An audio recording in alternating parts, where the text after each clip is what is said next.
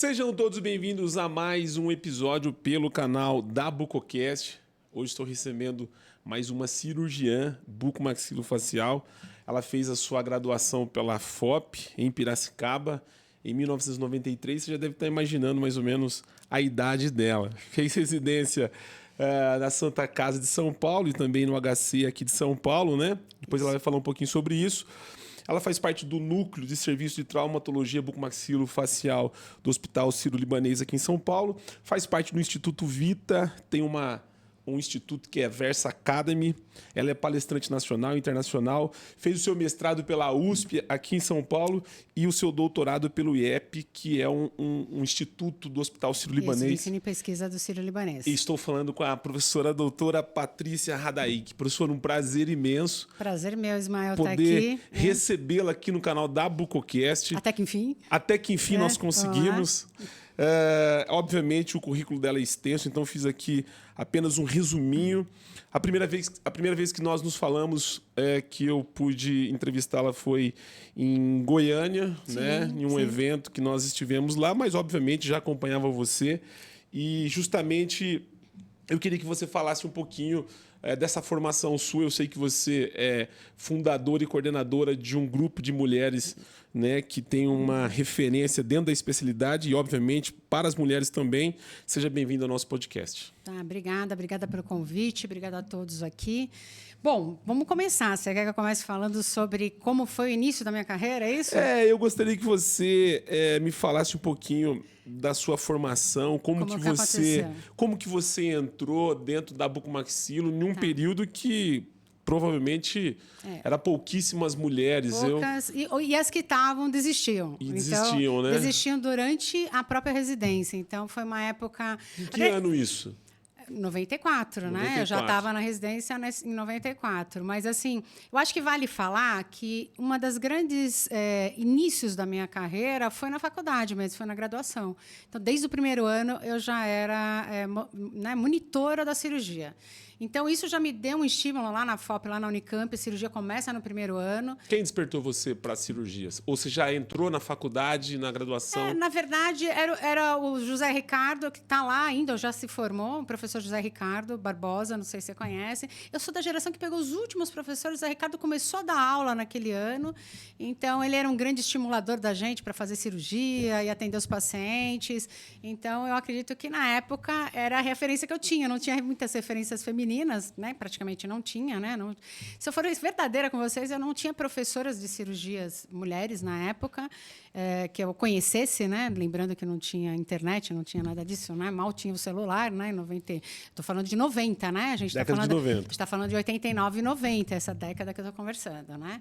Então, foi isso. Aí a grande verdade, eu já era muito impulsionada na faculdade pelo professor de patologia, que era o professor Bozo, enfim, e o professor José Ricardo, e comecei a ser palestrante nos eventos, que era o COPAC da época, né? Então, acho que eu levei a minha primeira menção honrosa do professor Marzola, isso deve ter sido em 90, em 91, com o melhor trabalho apresentado. Então, acho que tudo isso faz com que a gente vai tendo estímulo a fazer cirurgia bucomaxilofacial. Então, o meu estímulo começou aí. Entrei já para prestar cirurgia lá na Santa Casa. A gente começa com cirurgia oral menor. Eu já fazia um estágio até no AC Camargo, aqui em 93 já. Então, acho que tudo já me levava a fazer cirurgia, né? O estímulo era o procedimento mesmo, para ser verdadeira com você. Era cada vez que eu assistia uma cirurgia de alguém, eu tinha mais vontade de fazer. Pensou na medicina ou não? Eu entrei em medicina. Na verdade, eu entrei na Unesp, em Botucatu, e acabei não fazendo. E eu vou falar para você porque a história é interessante, porque eu comecei fazendo arquitetura. Né? Eu estava fazendo a faculdade de arquitetura antes de fazer odontologia. Né? Então, em 88, 89, entrei em arquitetura e acabei desistindo, curiosamente, por uma história de um tipo de... Como é que eu vou explicar isso? Eu fazia um estágio em arquitetura e um rapaz que era, na época, engenheiro civil, depois que eu fiz um projeto junto com umas meninas, rasgou o projeto, lembrando que não tinha computador nessa época, a gente fazia tudo na mão, regote e tal, e falou alguma coisa desse sentido, que as arquitetas eram péssimas. Entendeu? E na época isso já, pra você ver, né? É curioso, hoje eu volto atrás, estamos falando aqui de quase 40 anos atrás. E eu falei, gente, sempre eu vou precisar de um engenheiro civil para me falar que o meu projeto é bom ou ruim, assinar meu projeto? Sim. Então, isso me motivou a eu parar de fazer, desistir da faculdade por causa dessa atitude. Ele rasgou o projeto todo e falou, olha, um bando de arquiteto, é tudo inútil, tal. E me deixou extremamente desmotivada. Então, você vê como às vezes... E foi bom que ele fez, né? Não, mas porque você... se ele não tivesse feito isso, talvez a gente não teria... Uma coisa que até hoje eu gosto, né? Sempre pintei a minha vida inteira, dos 7 aos 14, aos 17 anos. Fiz escola pan-americana, fiz propaganda em marketing, ilustração. Então, as pessoas da minha família não entenderam porque eu fui fazer isso. Por que eu estou contando essa história? O que me motivou a fazer... Porque eu fiquei perdida. Depois eu não sabia mais o que eu queria fazer. Fui fazer cursinho de biológicos, porque eu sempre fui boa de matemática. A gente está indo para um caminho totalmente diferente aqui do nosso papo. E, resumindo, assim... prestei várias faculdades. Prestei odonto, medicina, prestei computação. Eu realmente não sou o melhor exemplo para falar qual a melhor coisa que você vai fazer na vida. E o que me motivou a fazer odontologia foi porque o meu irmão falou para eu fazer... Faz uma semana de cada faculdade que eu entrei. Bom, enfim, eu tenho um pai croata, chita, que me falava para eu fazer faculdade pública, que eu já fazia. Eu ia virar profissão estudante. Por que eu vou fazer, né, outra faculdade? Eu falei, tudo bem. E aí, o que eu fiz? Na primeira semana que eu fiz odontologia, a primeira coisa que eu fui fazer foi escultura dentária. Então, eles deram um bloco para eu fazer escultura lá na Unicamp. E aí eu fiquei encantada por causa disso. Na verdade, eu decidi fazer. Fiquei uma semana lá em Botucatu, depois fiquei uma semana em Piracicaba. E foi essa a minha decisão. Foi fazer por causa da escultura. Fiz 28 dentes para o povo da minha sala, a gente ficava fazendo. E foi isso que me estimulou. Aí, logo depois, no meio do ano, comecei a ser monitora de cirurgia. E daí eu fui para a cirurgia. Aí engrenou e foi.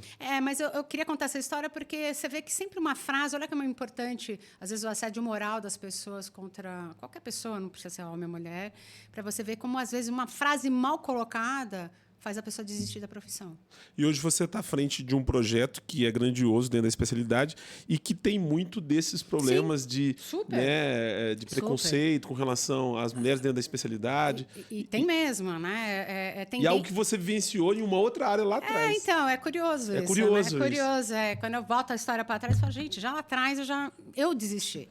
Então, é algo que pode acontecer, e eu acredito muito nisso, que as palavras bem colocadas e a oportunidade.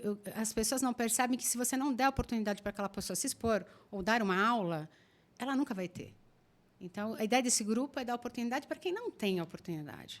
Então... Que nós vamos falar muito sobre esse grupo. Tá, depois. E nosso tema aqui desse podcast, que nosso episódio, é falar, obviamente, sobre essa referência que a professora Patrícia tem dentro da especialidade e, obviamente, à frente das mulheres, que é considerada a embaixadora das mulheres dentro da Bucomaxilo, né? Eu tenho o título. Um título, foi nomeada mundial, como embaixadora. Tenho E é uma grande referência para a gente dentro da especialidade. Mas antes de nós começarmos esse podcast, quero fazer um agradecimento especial aqui à Traumec, que nos apoia dentro desse projeto, tanto aqui internamente como externo, quando nós estamos dentro de congressos e eventos. Então, quero deixar aqui o QR Code. Você que ainda não conhece a fábrica da Traumec, você pode apontar o seu celular para o QR Code e, obviamente, você vai receber um atendimento lá que eu te garanto que vai ser de primeira. Um abraço ao Paulo e ao César Caritá, que são os nossos parceiros aqui. Meu abraço também. Da Bucocast. Professora, você era boa na época de colégio, de tirar nota? Você era uma aluna... Eu já que era uma aluna mediana alta, vamos falar assim. Né? Não era acima... melhor, eu estava acima da média. Acima da média. Acredito sim. Isso, na sua época, como boa aluna, te ajudou nessa... Você falou que passou Unesp em medicina? Passei Unesp. Eu passei tudo que eu prestei, prestei FATEC em computação, prestei odontologia na Unicamp, né? Foram as coisas, né, que eu prestei depois, né, nessa área aí. Prestei arquitetura. Dentro da odontologia, você era boa aluna também? Acho que sim. Nunca fiquei, na verdade, passei direto, vamos falar assim, vai. Falando sobre aluno, eu quero começar falando, obviamente, sobre a formação do aluno, antes de nós entrarmos na pauta das mulheres. Hoje, o o colégio defende e tem como principal formação a residência, né? Na sua época já tinha esse formato? Como Tinha que esse era formato. o modelo da formação da sua época? Na nossa época, a diferença era que a residência eram 2 anos e, na verdade, o terceiro ano, geralmente, o chefe de equipe do local escolhia o R3. Então, era uma vaga para R3 e, depende da faculdade do hospital, eram 2 a 3 vagas para R1 e 2. Né? Então, ficava um só R3.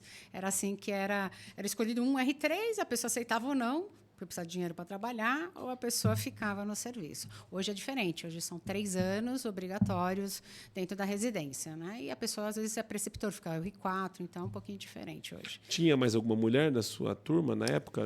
Então, na minha turma tinha, não na minha turma, mas tinha como R2, né? Acima de mim, que nenhuma faz, nenhuma trabalha. Como hoje.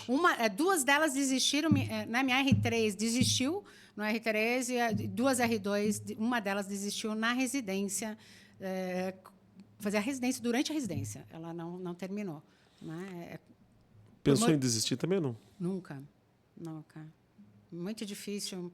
Nunca nem me passou pela cabeça, para ser sincera para você, esse Porque formato. tem muita gente que desiste, né? Sim, mas na época a diferença é que as coisas que aconteciam em torno de você ser mulher, eu acho que eu que venho de uma casa que eu tinha um pai machista, se for parar para pensar, de algum jeito, né? Ele me apoiava, mas ele tinha o comportamento de um homem machista. Eu acho que eu já fui meio preparada para estar nesse ambiente. Então eu achava que tudo isso era normal. Então, as falácias, as frases, eu realmente interpretava de outra forma. Né? Então, num ambiente que é dominado por homens. por homens. Mas, para mim, era normal. É isso que é o pior. É isso que é o pior. Eu tenho uma filha hoje, de 20 anos, eu não acho normal algumas coisas.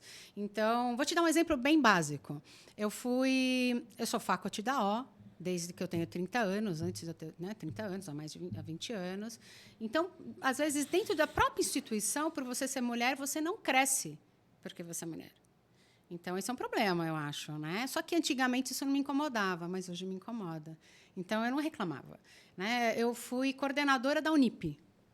Mas, quando engravidei da minha filha, que é meu segundo filho, né? minha filha, eu perdi a coordenação na época porque eu fui parir. Na época, a frase que eu escutei do falecido Tortamano, que era meu chefe direto, e ele era chefe da USP também da gente, ele falou para mim: mas vai dar de mamar, fica tranquila, você tem 2 filhos, vai para casa, né? E eu indaguei, falei: mas por que eu vou perder a coordenação? Na época, eu até brinquei, né? Meu chefe era o Gaioto, o professor Gaioto, também aqui de São Paulo. Eu falei assim: se o Gaioto quebrasse a perna, ele ia ficar 3 meses fora. E na época era 4 meses, né? A licença maternidade. Aí ele falou: mas eu vou botar seu marido, fica tudo em casa. O dinheiro é o mesmo. Eu quero comentar com você? Ok, eu aceitei. Né? E na época, meu próprio marido falou a mesma coisa. Paty, você não vai causar por causa disso, né? Tá bom. Hoje eu não aceitaria isso, jamais. Hoje é uma frase que eu jamais aceito. Essa frase é boa, jamais. Eu jamais aceitaria isso, entendeu? Mas é isso, assim, eu estou te dando alguns exemplos de que fazer. Você tinha me perguntado, você me fez uma pergunta que eu acho que vale para a atual geração, né? O que eu fiz dos meus 20 aos meus 30 anos, formada. Já, né, me formei até eu ter meus primeiros 10 anos de formada. Eu fiz muita coisa no sentido de trabalhar em hospitais gratuitamente para aprender. Isso eu fiz, né? Assim, para aprender, ter o time cirúrgico, pegar. Então, na época, a gente pegou o serviço de Santo André e a gente atendia muita gente. A gente fazia coisa de 100 cirurgias mês na época. E isso, na época, chamou atenção. A gente operava tanto na época, era, né, extinta, né? A Síntese, antigamente, que cuidava da conta na época de Santo André. Então, a gente acabou chamando a atenção da própria Fundação AO, que eu virei faculty na época, porque a gente operava muito trauma na época. Então, faz você se dedicar ao trabalho sem esperar o retorno financeiro. Na minha época, era uma coisa normal, que hoje é diferente. Então, a gente trabalhar, ajudar os professores, trabalhar do lado deles, aprender como observador, isso era uma coisa que era carnal. A pessoa achava que isso fazia parte. Ninguém questionava o professor. Se ele te falasse, né, o Peter, se ele me ligasse e falasse: Paty, vem aqui em Campinas operar, eu ia com o maior prazer, e era um orgulho eu ir para lá, né? Ou algum professor me falava, vamos aqui em Ribeirão Preto operar. Eu ia. E nem por isso eu falava para ele, mas você vai me pagar quanto para ir? É isso que eu quero falar. Então, hoje, as gerações atuais, elas são mais preocupadas com retorno financeiro. Não falo que eles estão errados, mas a pessoa tem que ter o tempo do crescimento. E eu acho que isso é que essa geração atual não tem. Eles não querem passar por os passos todos até... Ele quer ser igual ao Dr. Pita, que já está aí no mercado há mais de 40 anos, que também passou por todos os processos até ele chegar onde ele está hoje. Então, É a marca da geração de hoje, né? Tudo para ontem, né? não, e tudo para agora. Eu quero ganhar hoje com um ano de formado. É essa a colocação. Então, acho que essa ansiedade que é gerada por essa geração acaba não fazendo eles terem mais critérios de como operar os pacientes, porque eles não passaram por alguns estágios. Eu não sei se eu estou tentando, né? Mas Sim, a minha geração era uma geração que viveu mais esse passo a passo do aprender lá de baixo até chegar onde chegou. Então, tem que se respeitar muito os professores de hoje. E eu falo isso para os alunos, respeitem o professor que está lá 20, 30 anos ou 40 anos, porque ele passou por muita coisa para chegar ali e abrir as portas. Abrir o caminho, né? Eu tenho que lembrar que a gente abre a porta, mas tem que deixar aberta. Né? Que é tem importante. pessoas que não fazem isso, né? Mas vamos lá. Você, quem que era a sua... Quem eram as referências, mulheres da época, Então, quando você... eu convivia com a doutora Iduína, era a única pessoa que eu tinha de referência. Curiosamente, eu não conhecia a doutora Edela quando eu era jovem. Né? Que eu estava conversando com você antes aqui no bastidor. A doutora Edela, né, já tem mais de 90 anos, fez residência no ano que eu nasci, em 70, né, que ela fez residência. Então, imagina a experiência de vida, né, e dificuldades que ela enfrentou. Então, eu conheci a doutora Iduína. Então, como mulher, era a minha única referência, era a doutora Iduína. Não conhecia a doutora Marisa, porque como não tinha internet... A gente não sabia quem eram as pessoas de fora. Não existia isso. Eu conheci a doutora Marisa quando eu entrei na O, né? Porque ela estava junto com o doutor Mário Gabrielli. Então, mas, mesmo assim, a gente não tinha contato. Porque não era que nem hoje. Não sei explicar isso para vocês, mas não existia esse contato pessoal das pessoas, principalmente os mais velhos com os mais jovens. Isso hoje, a internet, acho que a juventude, a geração, que é a coisa boa da geração, fez ter essa proximidade. Né? Eu acho que isso não existia. Existia um distanciamento da minha geração. Por exemplo, eu tive aula com o doutor Silvio, com o doutor Antenor, pai, né? Então, a gente via eles lá em cima, né, num pedestal, e era uma coisa, o doutor Emanuel, o doutor Fernando de Souza Lapa. Então, são pessoas que eram muito, né, que eram mais antigas da minha época, existia todo o respeito, mas não existia aquela coisa do abraço, vem aí, estamos junto, né, aí, prof, né, que é uma coisa hoje que a galera que é totalmente diferente. Né? Você consegue pontuar os desafios, assim, os maiores desafios que você teve ao longo desses 30 anos de carreira, enfim, mais de 30 anos, né? Dentro da especialidade, assim, algumas coisas que hoje você percebe que essa geração, talvez, naquela época, não sei se saberia lidar? Se saberia lidar com então, isso. Então, uma das coisas é exatamente o pragmatismo de você obedecer à hierarquia. Eu acho que é uma coisa que, na minha época, era algo... Chefe é chefe, assistente, né? Chefe de serviço, assistentes... Né? Aí vinha o preceptor, R3, R2, R1. Aí era a gente lá embaixo. Né? Então, essa ordem funcionava muito bem. Alguns serviços tinha uma coisa que é diferente, acho que hoje, era exatamente a parte de assédio moral. Né? Existia uma... as pessoas entendiam que se aprendia na porrada, vamos falar esse termo.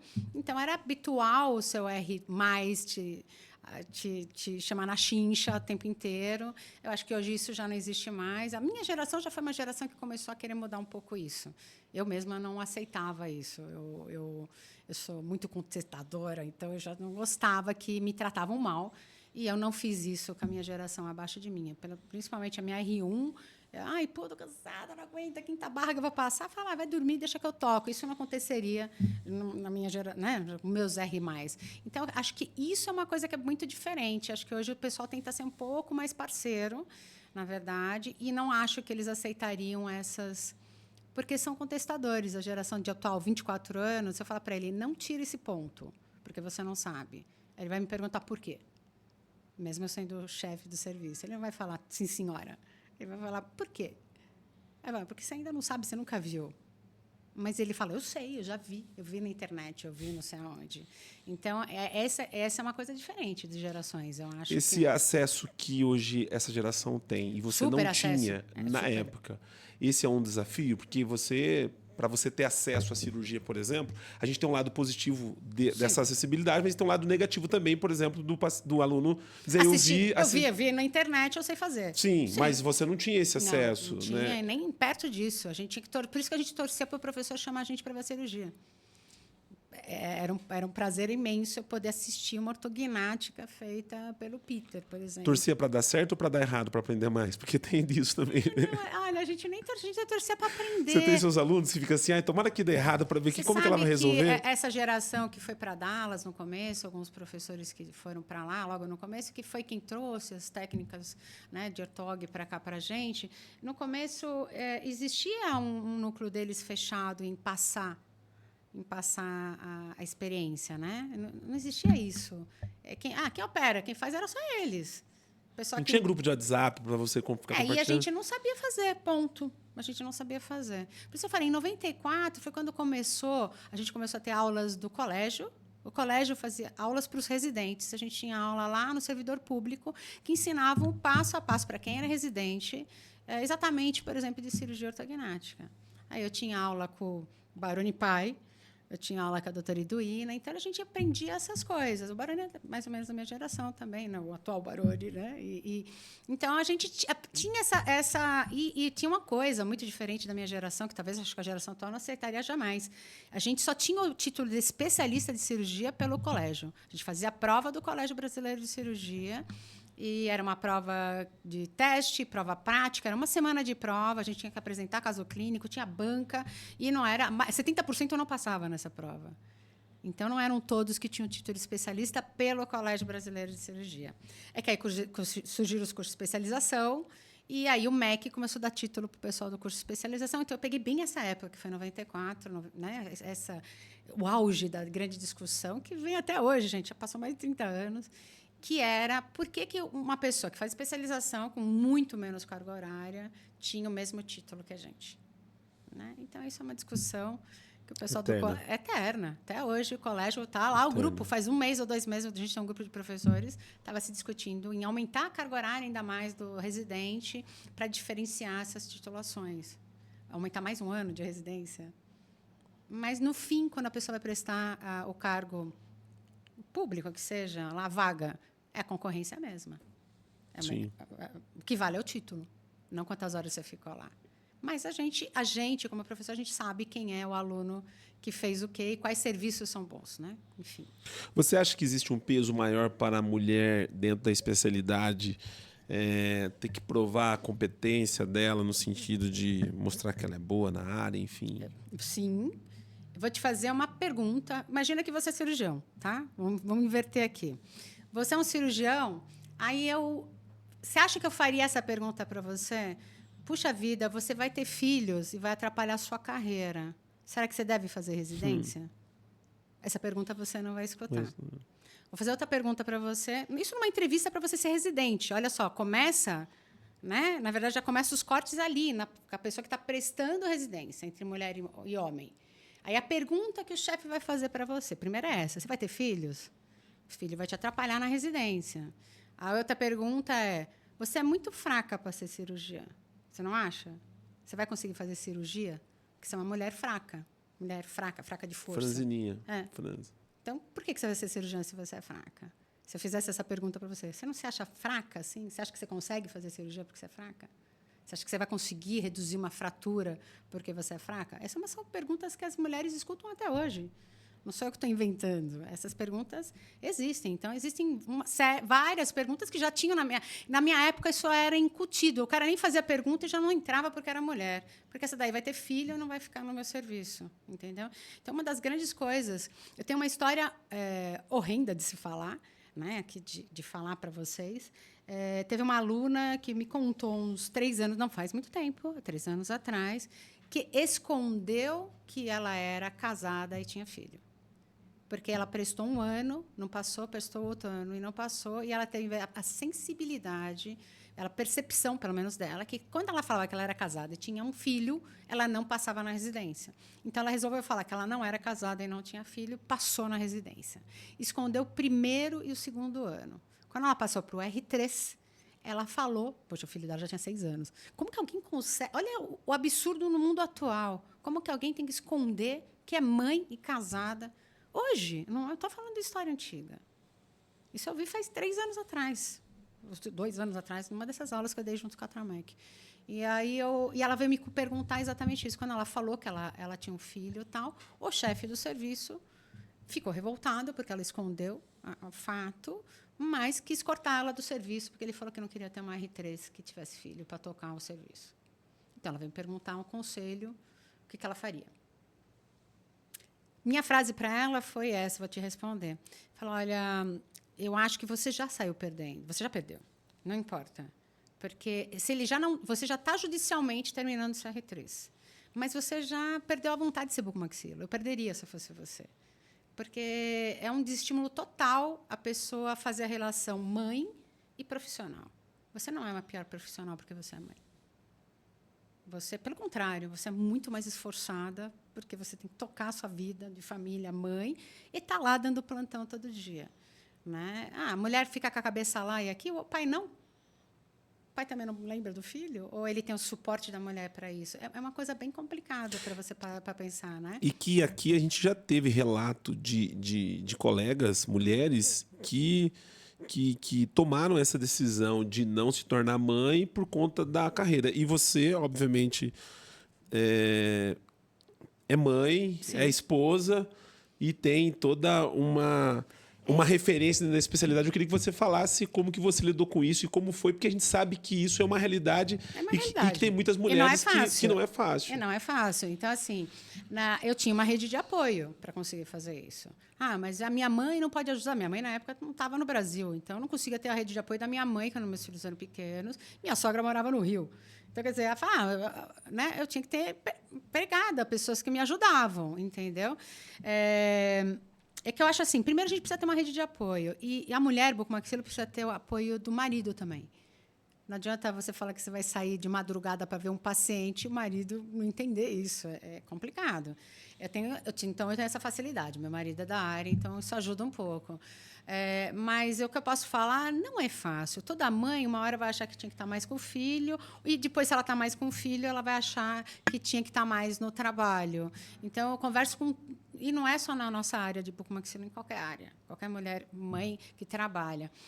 Vou te contar uma pesquisa que eu li. Até eu ler essa pesquisa, eu não tinha pensado nisso. Então, vale como informação. Toda mulher, quando ela é mãe, ela perde de 2 a 4 anos de crescimento na carreira por causa do filho. Né? Uma pesquisa que foi feita. Então, se o mesmo homem tiver ali, no mesmo cargo que ela, se ela virou mãe, ela já perdeu, porque eles dizem que esse primeiro ano que você está grávida, você vai parir, você vai dar de mamar, você já não é mais convidada a ser mais nada em nenhuma empresa, não mulher bucomaxilo, qualquer mulher. Então, eles não vão te chamar para fazer um projeto novo.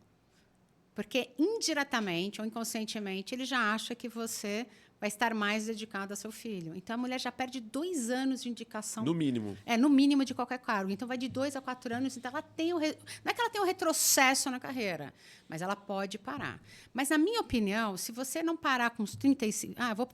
estou com 35 anos, estou no auge, está crescendo minha carreira agora, se eu tiver um filho, vai me atrapalhar. Eu não concordo com isso.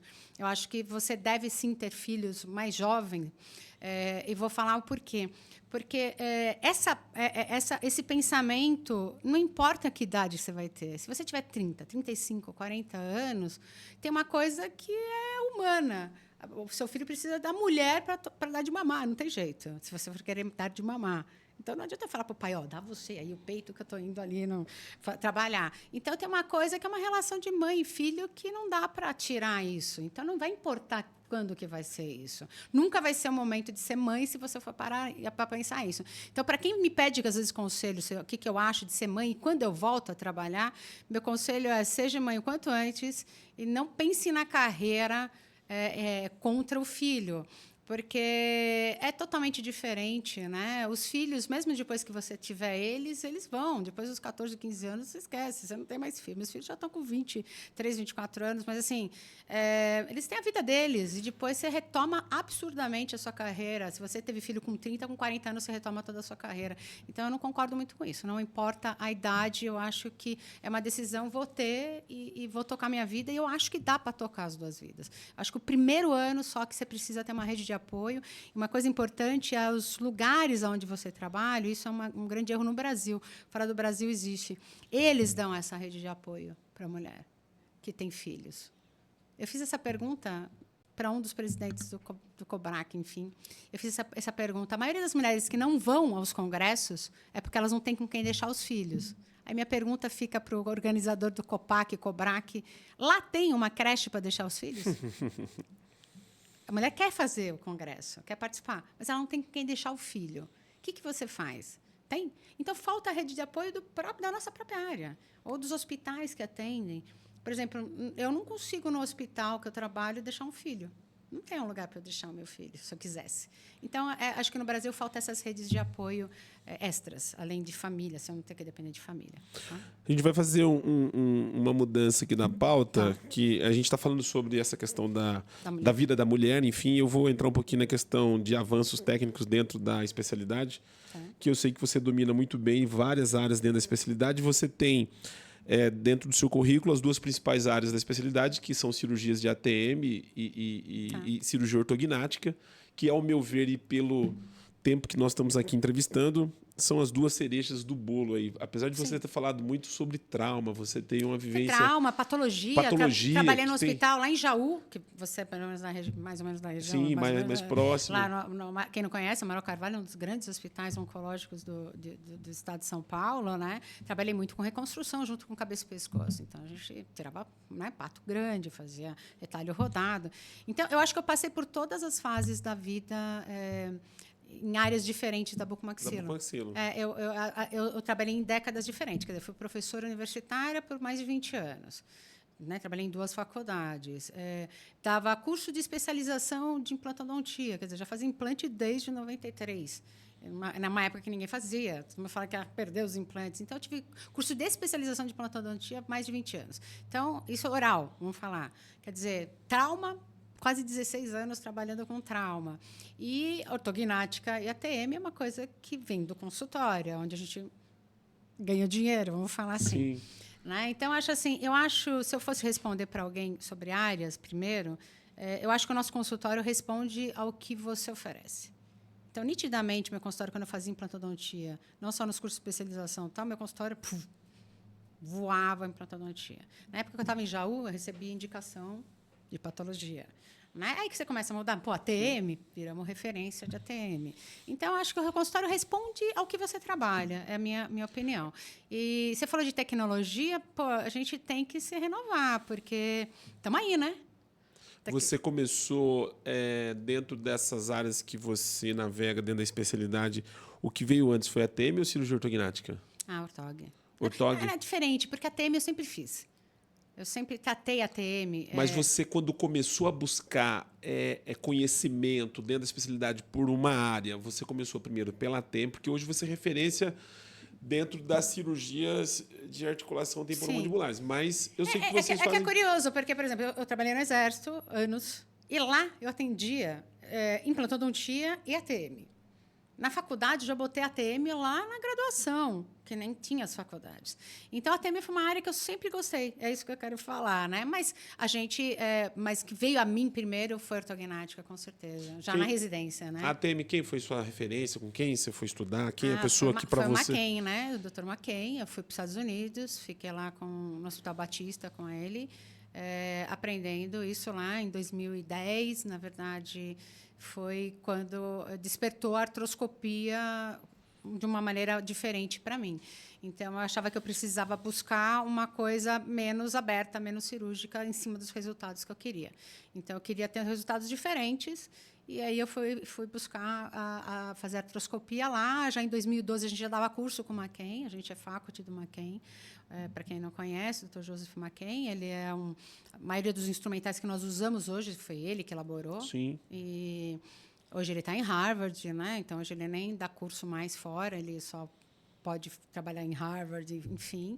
Mas a gente aprendeu lá com ele e numa metodologia deles lá específica, onde a gente aprendeu de forma muito diferente. A gente aprendeu primeiro a fazer artroscopia de abdômen, depois joelho, ombro, nariz e ATM. Foi entender a artroscopia. Exatamente, em caixas diferentes. Caixas que eu digo que o abdômen é enorme. E eu quase falei que eu nasci para ser médica gastro, porque como os instrumentais são muito grandes, eu tinha lá 11 minutos para fazer exercício, em 2 minutos eu já acabava. Até brinquei com o Sérgio Hall, que é um dos professores da Santa Casa, ele que estava nos meus exercícios de gastro. Eu falei, nossa, eu nasci para ser gastro, nem sabia, entender. Mas não é, que o dentista trabalha campo muito pequeno. Quando a gente pega um campo muito aberto, a gente tem facilidades. Dentro né?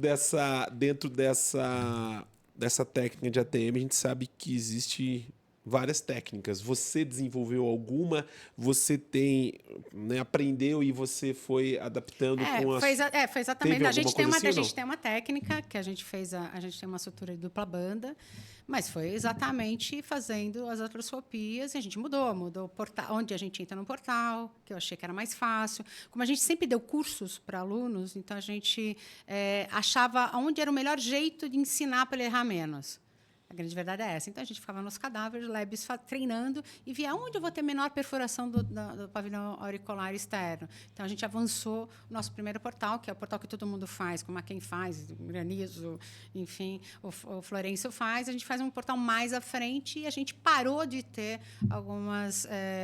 ninguém mais fazia nenhuma perfuração, que na literatura vai de 14% a 21%. Então, a gente foi fazendo mudanças para facilitar a vida do aluno. E para a técnica, sempre fez essa propaganda, para a técnica ser mais fácil de fazer. Não adianta eu fazer uma técnica, só eu opero.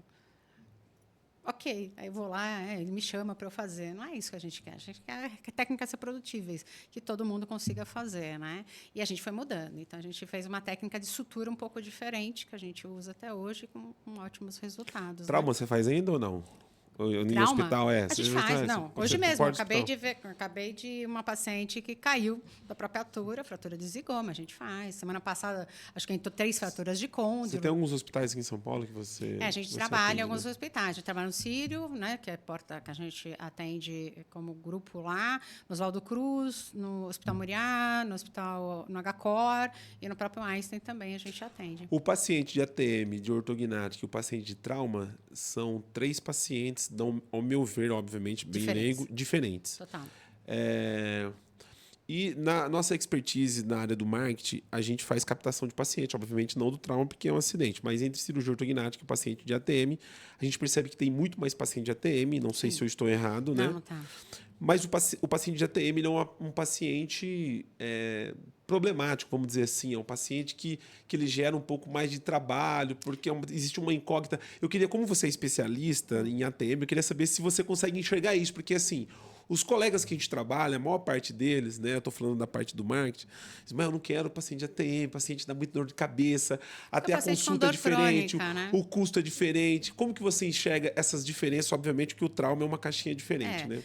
O paciente que tem disfunção de ATM, tem dor, disfunção, tem mandibular, é um paciente que ele tem 5 frentes de pacientes que o pessoal não percebe isso, porque as doenças articulares são diferentes. Eu tenho 5 tipos de doenças articulares. Eu tenho a pessoa que é curada, né, do X1, 2 e 3 com uma placa de mordida e esse paciente ele tem dor articular e muscular. Eu tenho que te falar sobre isso porque todo mundo trata isso como um pacote só e não são 2 doenças. Então, tem o paciente que tem dor muscular e tem o paciente que tem dor articular. E tem os problemas pela doença articular. E todo mundo bota isso no mesmo pacote, que é uma coisa que a gente tenta não fazer. Então, assim, se você é um paciente que tem dor muscular, eu te trato com uma terapia mais conservadora, você vai curar fisioterapia, medicação e placa. Mas se você tem a doença muscular e articular, você não melhora com isso. Mas ninguém te diagnosticou. Então, assim, o que eu acho de ATM o problema é o diagnóstico. As pessoas não sabem fazer o diagnóstico das 2 doenças. E o paciente, às vezes, não tem bom resultado. E aí ele vira esse paciente que tem dor crônica, porque ninguém quer atender. É o paciente que não adianta você dar um remédio, porque ele não vai melhorar. É um paciente que já vem de uma dor crônica de 20 anos, 30 anos. Então, é um paciente que é multifatorial, porque vai entrar fator psicológico, vai entrar fator de estresse de trabalho. Então, esse é um paciente que tem menor qualidade de vida, ele falta no trabalho pela dor, é um paciente muito diferente do de ortognática. Então, esse é o paciente, ele falta no trabalho porque tem dor. Ele falta aos compromissos sociais, ele vai no churrasco e não consegue comer a carne. Então, imagina a vida desse paciente. Então, ele tem dor o dia inteiro, tem zumbido no ouvido o dia inteiro, não consegue dormir por causa do zumbido. Então, você imagina o grau de estresse desse paciente quando ele vem conversar com você. Então, é por isso que ninguém quer conversar com ele, né? Agora, o paciente de cirurgia ortognática é o paciente que ou ele quer mudar aquela estética, que tem o queixo para frente, passava por bullying, esse é um outro paciente, né? É o paciente que sofre bullying na escola. Caixa registradora. Né? Estou dando uns exemplos que os pacientes me falam. Você é não sei o quê. Então, assim, esse é o paciente que... Aí tem um outro fator psicológico. Ele vem você, o cirurgião que vai fazer... O cara que vai me tirar todo esse peso que eu tenho nas costas, estética. Ou o cara vai atrás de estética. É um outro paciente. Aí esse é um cara que tem uma expectativa muito alta, estética. Mas esse outro de ATM é um paciente que tem muita... ele acredita que você vai curar todos esses problemas dele. Que não é só um. É social, profissional, de casa, porque ele é mal-humorado, não se dá bem com o marido. Afeta todas as áreas. Afeta todas as áreas. Então, hoje, o que a gente tem de mais legal na área de ATM para fazer trabalho é em qualidade de vida. Quer dizer, às vezes, eu operar ou eu reposicionar o disco do paciente, quando eu passo um questionário de qualidade de vida, ele fala que ele passou dores ou as outras coisas. Eu melhorei a qualidade de ansiedade e saúde mental dele, mas eu não fiz nada, só tirei a dor dele. Então, é muito legal quando você olha os gráficos de qualidade de vida de alguém que você trata a TM, você melhora todo o resto. Ele acha que até as dores do corpo melhorou em 30%. Eu subi a escada, tenho dor no joelho, hoje eu não tenho mais. É uma colocação. Tá? Você, hoje, o quanto representa de pacientes com problemas de disfunção na sua clínica que você precisa reoperar, reintervir uma nova cirurgia porque esse paciente passou por um outro colega e ele não teve sucesso? Quanto dos seus pacientes, entendeu? A pergunta eu entendi. Eu estou pensando na porque eu quero fazer uma segunda pensando pergunta. na porcentagem. Uma média, assim, do que já vem de problema para você. Para mim, acho que assim, um dos maiores problemas já vem esse paciente que já foi tratado, está sendo sim, tratado sim. de todas as formas, ou de placa, ou de toxina, está fazendo toxina botulínica, está fazendo a aplicação de ácido hialurônico. Sim, uma média, assim. De quanto que vem para eu retratar, mas retratar não vou falar cirurgicamente, retratar do zero. Do zero. Mas eu tenho esse número, é uma pena que eu não estou conseguindo lembrar. Mais de 50%? Mais. Facilmente 80%. Aí a segunda pergunta é como que você enxerga esse número alto de retratamento, Essa resposta eu te dou na ponta da língua. É a pessoa não saber fazer diagnóstico do caso. É o que eu dou mais na minha aula, é isso. Eu tenho uma aula que eu começo a mostrar diagnóstico e vou perguntando para as pessoas o que é isso, o que é isso, o que é isso. Numa sala com mais de 100 pessoas e praticamente ninguém responde. Então, hoje, falta saber fazer diagnóstico da TM. É a minha opinião. Que é o início, que é o básico. É o início de tudo, porque o cara quer ir lá, quer operar. Você sentou aí, o cara nem encostou em você e fala cirúrgico. E essa pessoa não sabe nem ver um diagnóstico de ressonância magnética. Que ele vai ler o laudo que o cidadão lá fez, que geralmente é um especialista, um radiologista especialista em músculo esquelético, um neurologista que faz, que às vezes esses laudos também estão errados, porque não é a especialidade dele. Então, para você ter uma noção, no COPAC eu vou dar uma aula de diagnóstico, mas de diagnóstico de ressonância. O FUED me pediu para dar essa aula. Porque exatamente pela deficiência da galera, às vezes, saber ler um diagnóstico de imagem e saber o que tinha, na verdade, lá, o que tem lá de verdade na cirurgia. Então, me pediram para dar essa aula especificamente para ajudar o pessoal no diagnóstico. Mas isso é bem fácil. Essa aula de diagnóstico vai te acompanhar provavelmente Sempre me pedem para dar. Mas agora ele me pediu para dar uma aula um pouco diferente do que eu dou, que é comparar o que é o diagnóstico, os difíceis de serem laudados, com o que é que a gente viu lá na imagem de verdade no transoperatório. Enfim, eu vou mostrar a imagem relacionada com o que é de verdade. Então, para quem for lá, vai assistir. Essa aula vai ser no dia 11, né, perto da hora do almoço.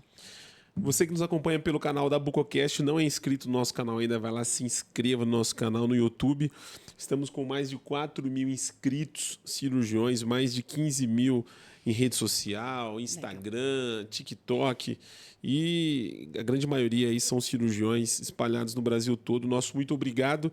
Então, ainda que você não é inscrito, vai lá, se inscreva no Instagram também, onde nós vamos estar compartilhando alguns cortes. E aproveitando, quero fazer um agradecimento especial à Traumec, que nos apoia dentro desse projeto da Bucocast, tanto internamente como externamente, quando nós vamos a alguns congressos. Eu queria deixar aqui o QR Code da Traumec, você que ainda não conhece o material, enfim, é só apontar seu celular para o QR Code e você vai receber o atendimento de um representante. Mandar um abraço aqui para o Paulo e o César Caritá, né? Inclusive, vamos estar... você falou do Copac, no Traumec Day, no dia 10, aqui em São Paulo. Vai ter um evento muito bacana, organizado pelo ETIC e pela Traumec. Daqui a pouco nós vamos falar de um evento também que eu sei que você vai ter através do ETIC em outubro. Voltando a falar um pouquinho sobre a mulher dentro da especialidade, você já sofreu algum preconceito assim explícito ou velado dentro da especialidade como cirurgiã? Algo que você lembra assim...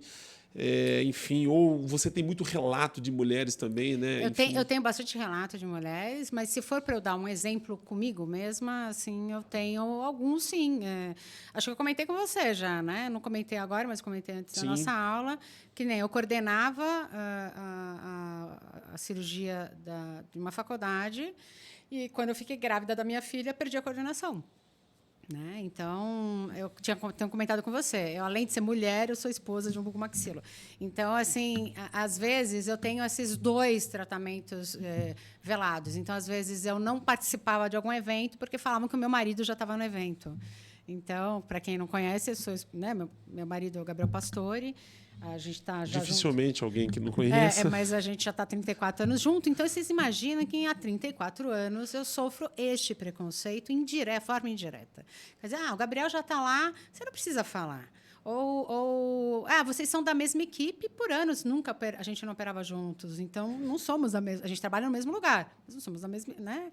Podemos ser até da mesma equipe, mas por que eu tenho que ser penalizada, entre aspas, né, de ser esposa dele? Então, eu acho isso um erro. Falei isso para você, perdi a coordenação da faculdade e ele virou o coordenador.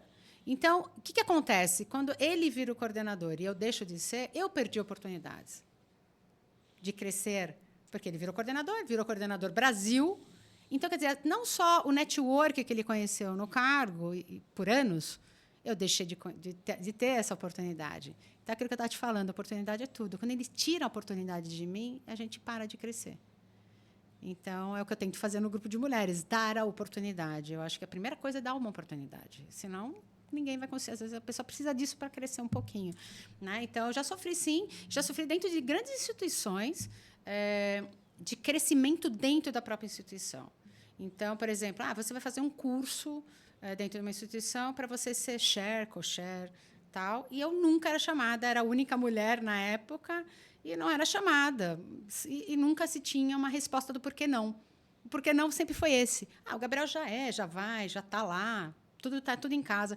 Então, eu sofri, sim, sofro até hoje, viu? Para ser bem sincera com você, em alguns lugares. Esse trabalho que você faz com as mulheres hoje aqui no Brasil, de obviamente, posicionamento. Qual a importância em abrir espaço, dar voz, né, para outras mulheres dentro da especialidade? Isso não é uma questão de mimimi, como algumas pessoas me falam, que eu estou, né, dando apoio para esse mimimi de mulheres. Eu escuto isso de algumas pessoas.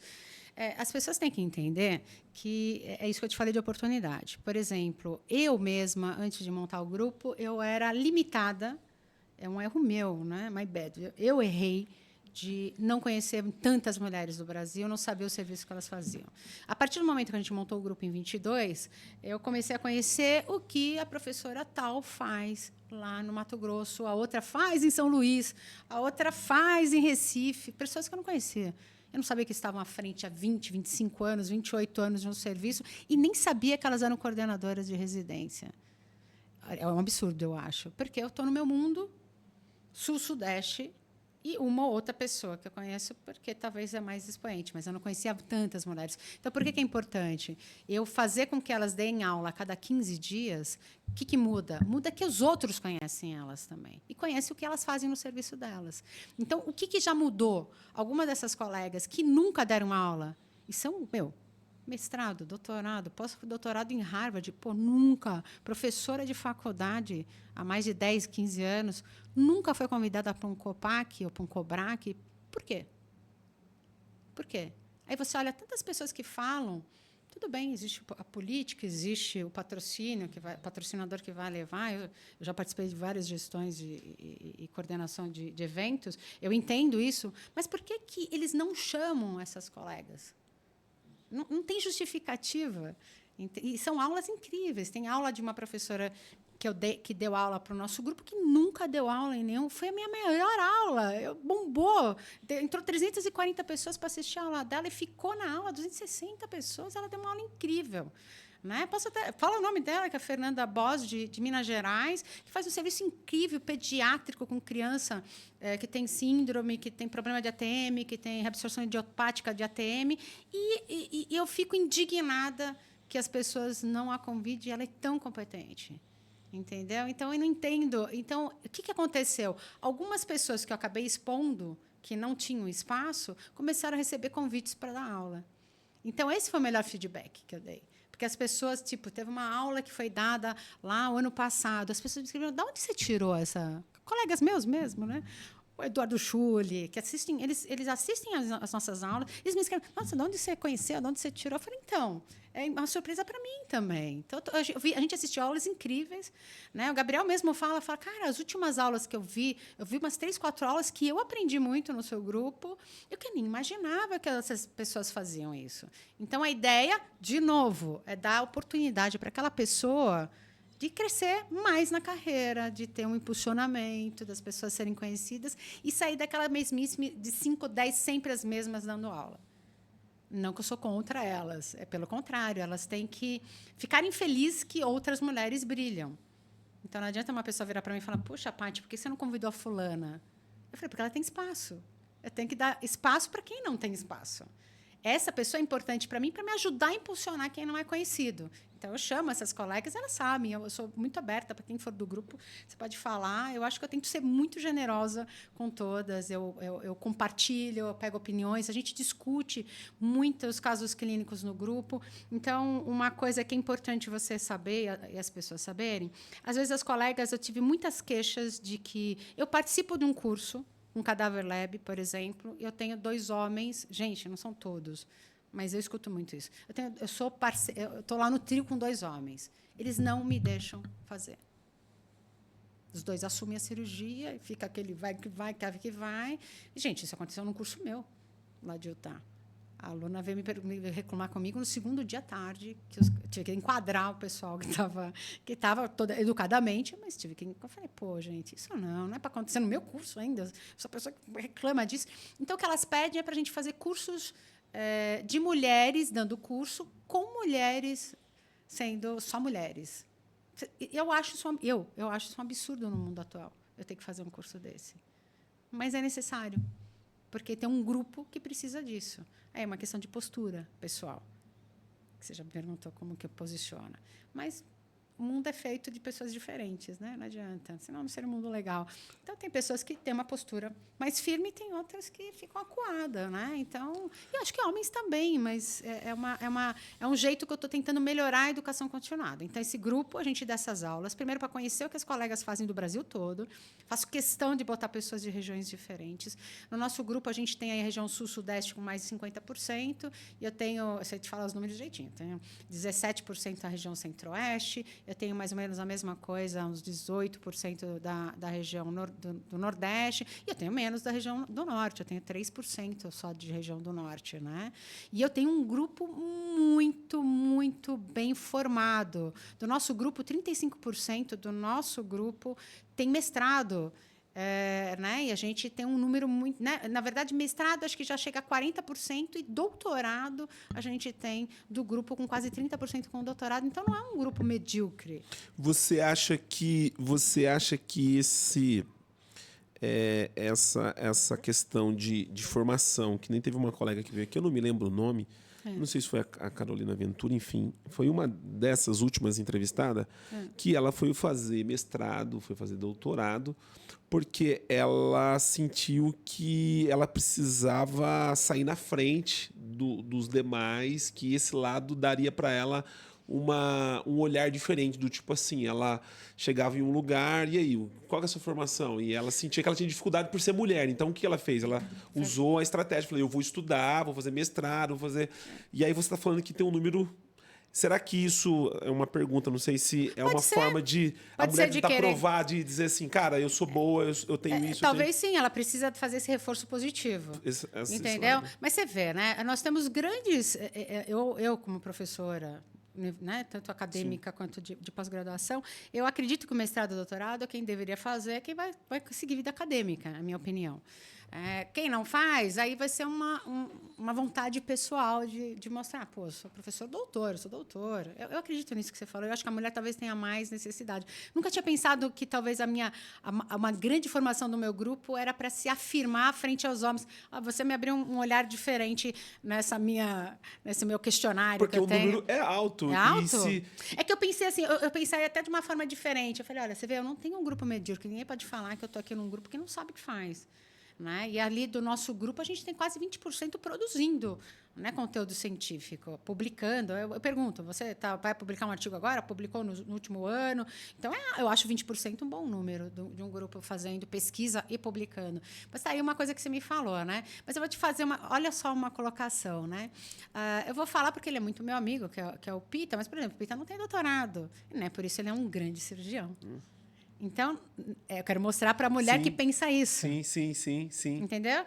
E se você for pensar, o Pita nunca foi professor acadêmico.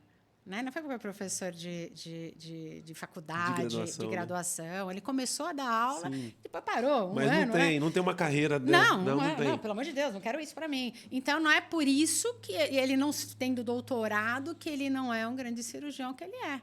Então, é um pensamento, sim, talvez, dessas colegas. Não tinha pensado por esse ponto de vista, mas não... E que faz sentido, né? Faz sentido, mas que não determina que a pessoa é o melhor cirurgião porque ela é. Sim. É isso que eu quero falar, né? Mas eu acho, sim, que é super válido. Hoje mesmo, eu te falei que eu saí agora de uma defesa de doutorado de uma aluna minha, que é a Mariana PRL. É, sim, para a pessoa engrandecedor você fazer 5 anos de um doutorado e defender. Não é qualquer um que faz, né? E ela é mãe, tem um filhinho de 1 ano. Então, é difícil. Então, a gente tem que aplaudir quem faz. Eu dou muito mérito a quem faz. Mas eu não acho que isso vai fazer eu pensar que ela é a melhor cirurgião porque ela fez. É isso que eu quero te falar. Mas eu acho que o mérito é válido, sim. Dentro da especialidade, a gente sabe que a especialidade ela é dominada com um número muito maior de homens. Sim. Porém, mas já somos 30%. Porém, já somos na graduação... 2.087 mulheres bucomaxilo. 30%. 30%. Tá, é um número alto, né? Eu acho. É um número alto. Comparado, assim, se a gente há 10 olhar... anos atrás? Há 10 anos atrás. Eu tenho esse número para você. É um número que é interessante para o mercado. A gente, antigamente, a cada 5 anos, as mulheres cresciam 3%. Eu tenho esse crescimento fatorial que eu dou numa aula de gestão. E os últimos 5 anos, nós estamos crescendo 3% a 6% ano. É muito alto. Então, daqui 10 anos, eu acredito que a projeção... se a mulher souber se preparar para estar num cargo de liderança, o mercado vai mudar daqui 10, 15 anos.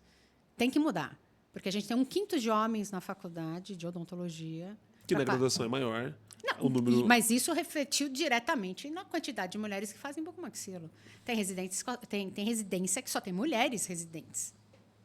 Se você não me falar que esse mundo de hoje, daqui 15 anos, tem que mudar isso. Como na medicina. A medicina agora é 1/4 para homem, para 3/4 para mulheres também. Então, eu acredito que toda a área, pelo menos médica e né, de bucomaxilo, eu acho que vai refletir diferente daqui a 15 anos. Só que essas mulheres têm que ser preparadas, é a minha opinião. Eu vou discutir isso também no nosso encontro do COPAC. Como vamos preparar as mulheres para serem líderes? Então, você falou lá atrás sobre questionamentos que muitas das vezes a mulher enfrenta na residência, né, por ser mulher.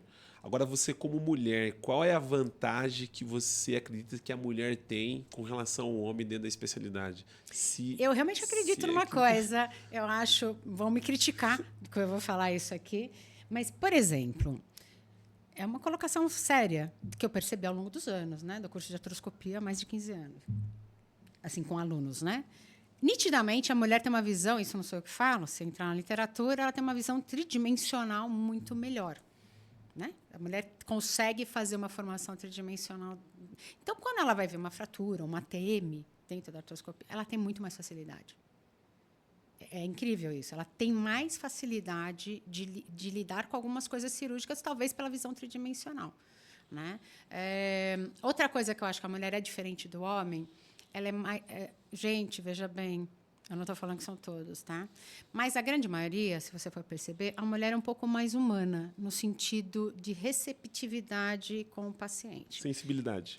Ela vai ouvir mais. Talvez porque está aí na genética, no DNA, ou na própria criação, que você tem que ser mãe. Então, talvez você tenha mais ouvidos às queixas e às dores do paciente. Eu realmente acredito que a mulher tem muito mais paciência. E a visão de uma mulher numa cirurgia... ela acaba... Vou te dar um exemplo meu, tá? Que aconteceu comigo. Eu fiz uma cirurgia no Paraná, um politrauma muito grande, e já é uma sequela de uma menina. Então, a gente ia ter que abrir um acesso coronal.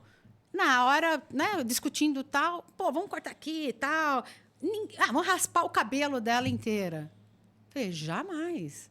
Um cabelo desse maravilhoso dela. Eu fui lá prender tufinho por tufinho de cabelo, né? Cortei a luva, fiquei lá aprendendo antes de começar a cirurgia. Essa é uma visão que a mulher tem, o homem não vai ter. Pode me criticar, mas na hora eu fui a única que falei isso. Então, isso é uma visão mais humana de uma situação de paciente. Mas não é por isso que somos melhores cirurgiãs, né? Somos iguais. É só darem a oportunidade. Vai lá. E o que os homens precisam entender, no seu ponto de vista, para que haja mais respeito e igualdade dentro da especialidade? Porque, assim, isso é tão cultural, existe, né? Os dois lados, né? Como você falou. E talvez você seja a pessoa mais apropriada para, de repente, falar. O que os homens precisam mudar? Gente, tem que mudar a educação da casa. A mãe tem que mudar a educação do menino que ela está educando. Então, porque começa ali. A minha opinião é isso. Se você criar um filho mais humano, no sentido da visão contra a mulher, ele já muda. Eu tentei fazer isso com meu filho e eu vejo resultados no meu filho, do que ele fala, do que ele se coloca. Nesse congresso mundial que eu te falei, que eu participei lá da Índia, como foi no meio da pandemia, então acabou sendo online, eu não fui para lá. Eu dei 1 minuto para o meu filho, na época tinha 18 anos, eu dei 1 minuto para ele falar o que foi ele, homem, ser filho de uma mulher cirurgiã, que às vezes só via ele acordado na segunda e depois só sexta.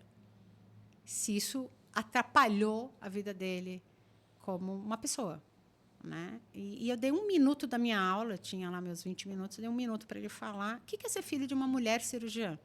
Isso atrapalha a sua vida, se você se sentiu sozinho.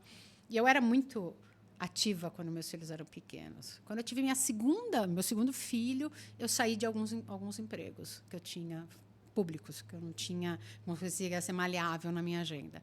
E o meu filho tem uma resposta muito boa do meu filho, né, nesse texto todo que ele falou, que foi o seguinte: primeiro, eu não seria médico, ele já entrou na medicina, meu filho, já está para se formar, mas ele falou assim: eu nunca faria medicina se eu achasse que este motivo dela não estar presente fazendo plantão fosse ruim. Né? Ele falou, pelo contrário, eu via na minha mãe uma pessoa que estava ali tentando trabalhar, tentando me dar o melhor e se esforçando muito para estar ali. E também está me dando apoio indiretamente de algum jeito, ou diretamente, nos fins de semana. O que eu fazia é isso. O meu fim de semana era 100% para o meu filho, mas eu não via ele acordado, dias, às vezes.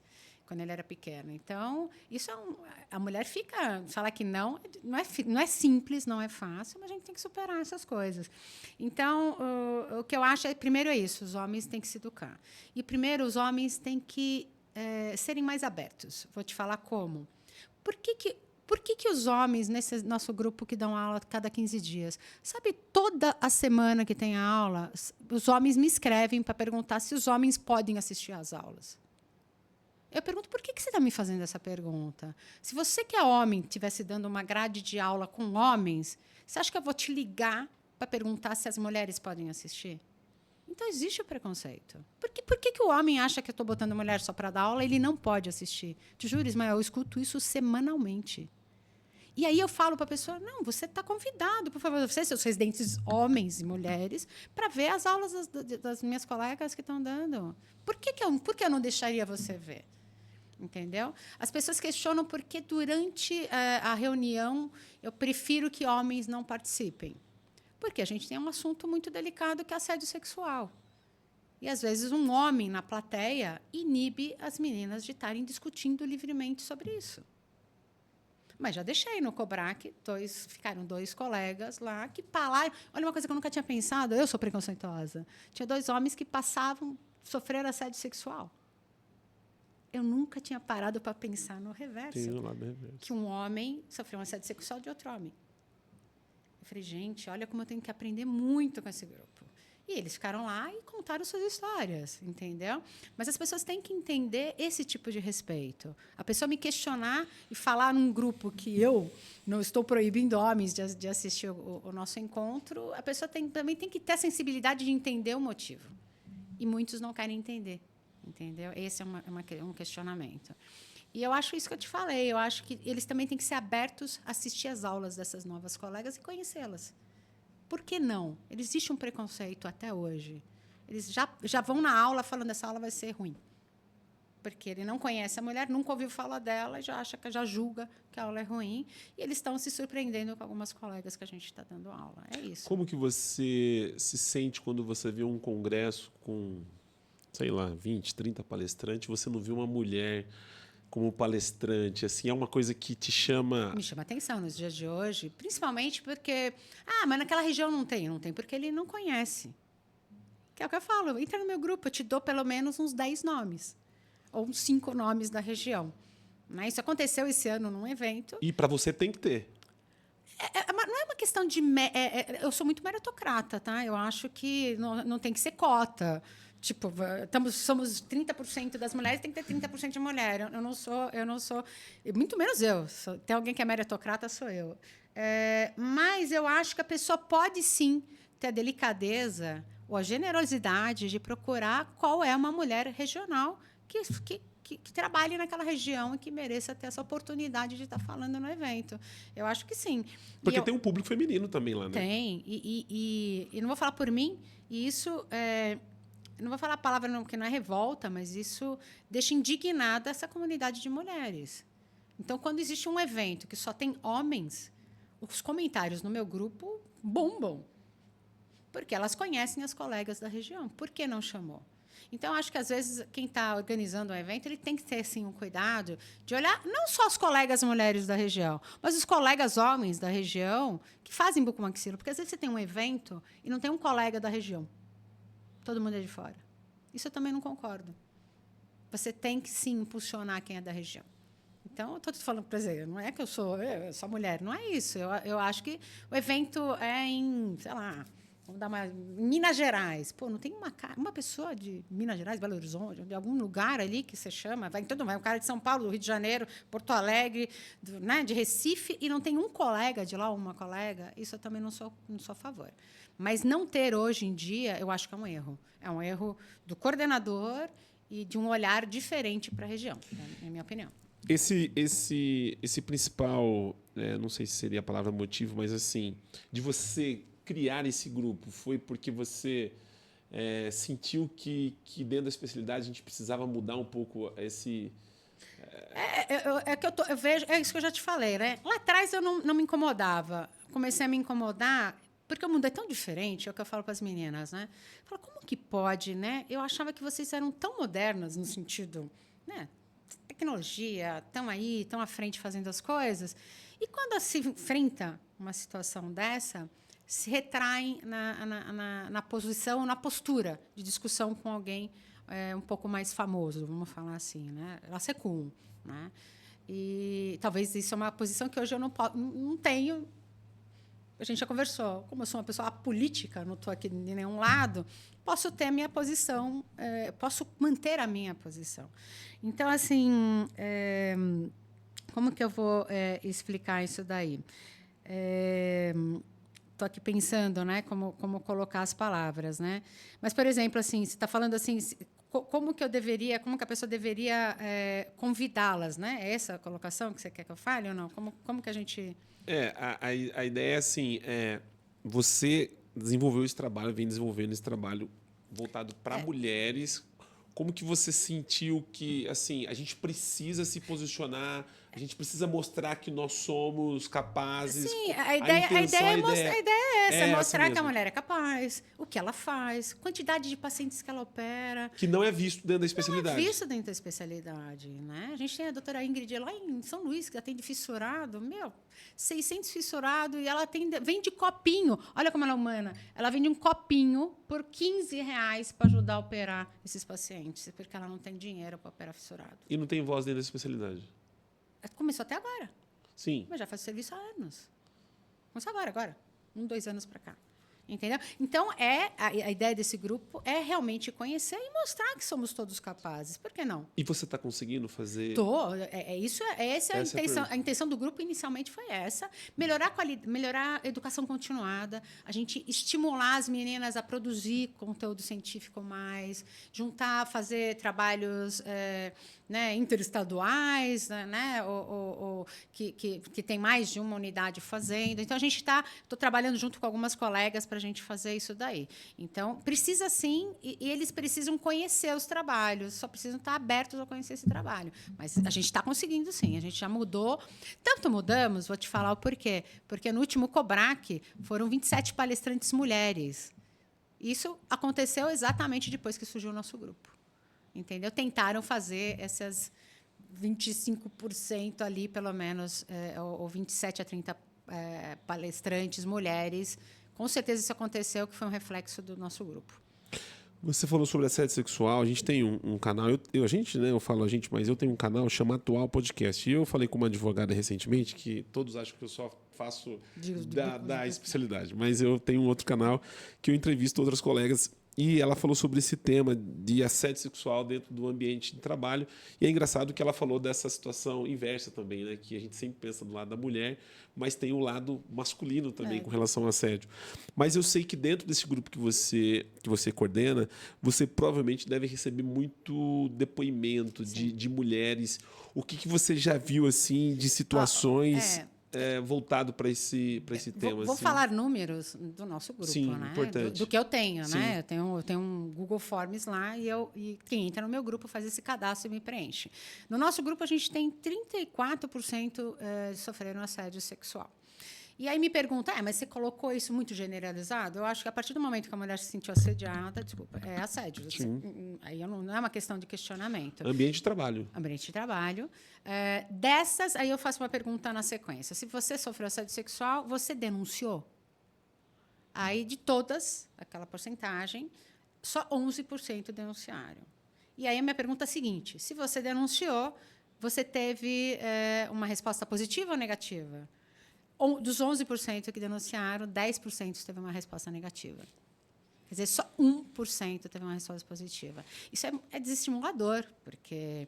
E aí elas, é preocupante demais. Super. E aí elas respondem o que aconteceu. Porque todas as minhas perguntas eu deixo à vontade para quem quiser falar. Então, a maioria fala que ou foi demitida, ou o diretor tirou da região do cargo, enfim... Sempre, de algum jeito, ou elas eram a culpada, sempre, de algum jeito, fez com que elas se sentissem pior por ter denunciado. Né? A gente tem colegas que falam que são perseguidas até hoje por terem denunciado a pessoa. Tem colega para mim que falou que saiu da cidade depois que ela denunciou a pessoa, porque a pessoa não conseguia trabalhar na cidade. Então, são coisas graves. Eu tenho histórias, obviamente, para mim é de forma anônima, não sei. Sim. E eu procuro tentar manter isso de verdade, né, nesse questionário. Mas eu acho que é muito grave, né? Porque são mulheres inteligentes que estudaram, professora, doutora, não era para passar por isso. E uma coisa que eu fiquei surpresa, conversei com colegas que têm outros grupos, de otorrinocirurgiãs, do grupo da dermato, que e elas me falaram que o número delas é parecidíssimo com o nosso, né, de assédio sexual. Então, eu não esperava isso da atual geração, isso daí. Entendeu? Então, as justificativas que a gente escuta é desde isso. Mas ele... tem uma justificativa que é horrível ali. A pessoa fez uma cirurgia bariátrica e agora vocês têm que aceitar isso. O diretor do hospital falou isso para mais de 3 pessoas no mesmo serviço. Então, existe o apoio do homem quando um outro homem faz isso.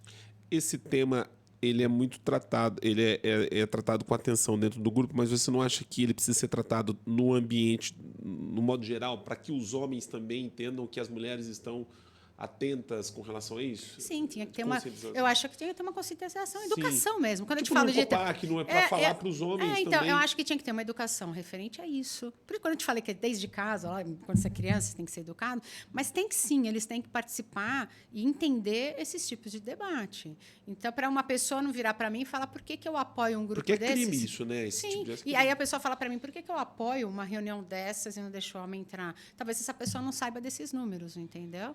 Obviamente que assédio moral é super estourado no meu grupo, tanto entre homens quanto mulheres, né? Você vai jogar ali, vai 80% assédio moral. Mas aí assédio moral pode ser desde eu chamar a atenção, você está mal vestido, ou esse sapato não é apropriado. Aí vai depender, realmente, eu entendo que vai depender da interpretação da pessoa.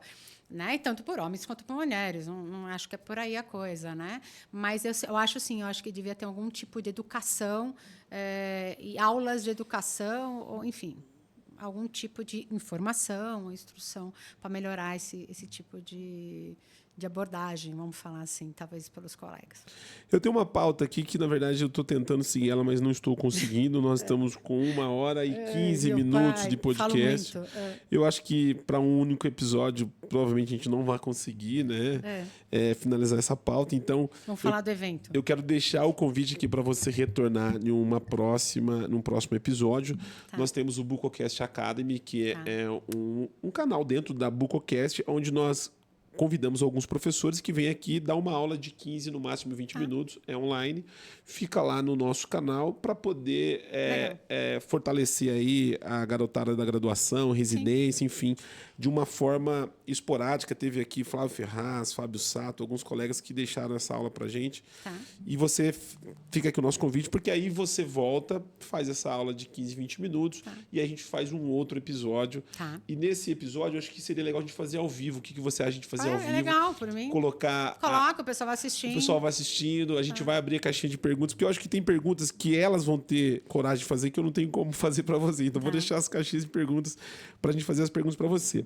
Mas eu queria, antes de a gente finalizar, a gente tem mais 15 minutinhos aqui, falar um pouquinho sobre a questão de técnica dentro da especialidade. A gente tem hoje a cirurgia ortognática minimamente invasiva. Eu sei que você é especialista nessa área. Como que você vê a evolução da cirurgia ortognática e como que você vê essa técnica hoje dentro da bucomaxilo? Técnica cirúrgica evolui sempre. A gente está vivendo um mundo aqui de evoluções de técnicas. Né? Minimamente invasiva, eu acho que assim... tem o pessoal que faz maximamente invasiva, a gente brinca, né? E o minimamente invasiva. Né? Eu acho que os colegas eles podem adaptar algumas coisas da minimamente para alguns pacientes, e tem pacientes, dependendo do tipo de avanço ou recuo que você vai fazer, que a técnica minimamente invasiva não cabe para esse paciente. Ou seja, você é da opinião que a minimamente invasiva não serve para todos os casos. Não serve para todos os casos. Eu sou dessa opinião mesmo. Porque eu acho que, dependendo do que você vai fazer, você precisa, sim, abordar e fazer... por exemplo, minimamente a gente não bota placa em maxila posterior. Dependendo do tipo né, de avanço ou recuo, eu vou precisar desse tipo de estabilidade. Eu ainda venho de uma escola que é da O, então a gente, né, fixação interna rígida para a gente é uma coisa séria. Então, eu acredito que não são para todas, mas a minimamente invasiva veio, sim, para mudar muita coisa no sentido de acesso de pós-operatório. Né? Então, hoje, nossos acessos são muito menores, né? Eu dei uma aula, acho que foi ano passado, na Argentina, exatamente lá, que, né, em espanhol é errores, tipo assim, exatamente de lesões nervosas causadas após... Quando a gente fazia cirurgia antigamente, a gente fazia um acesso daqui a aqui, né? Eu juntava tudo.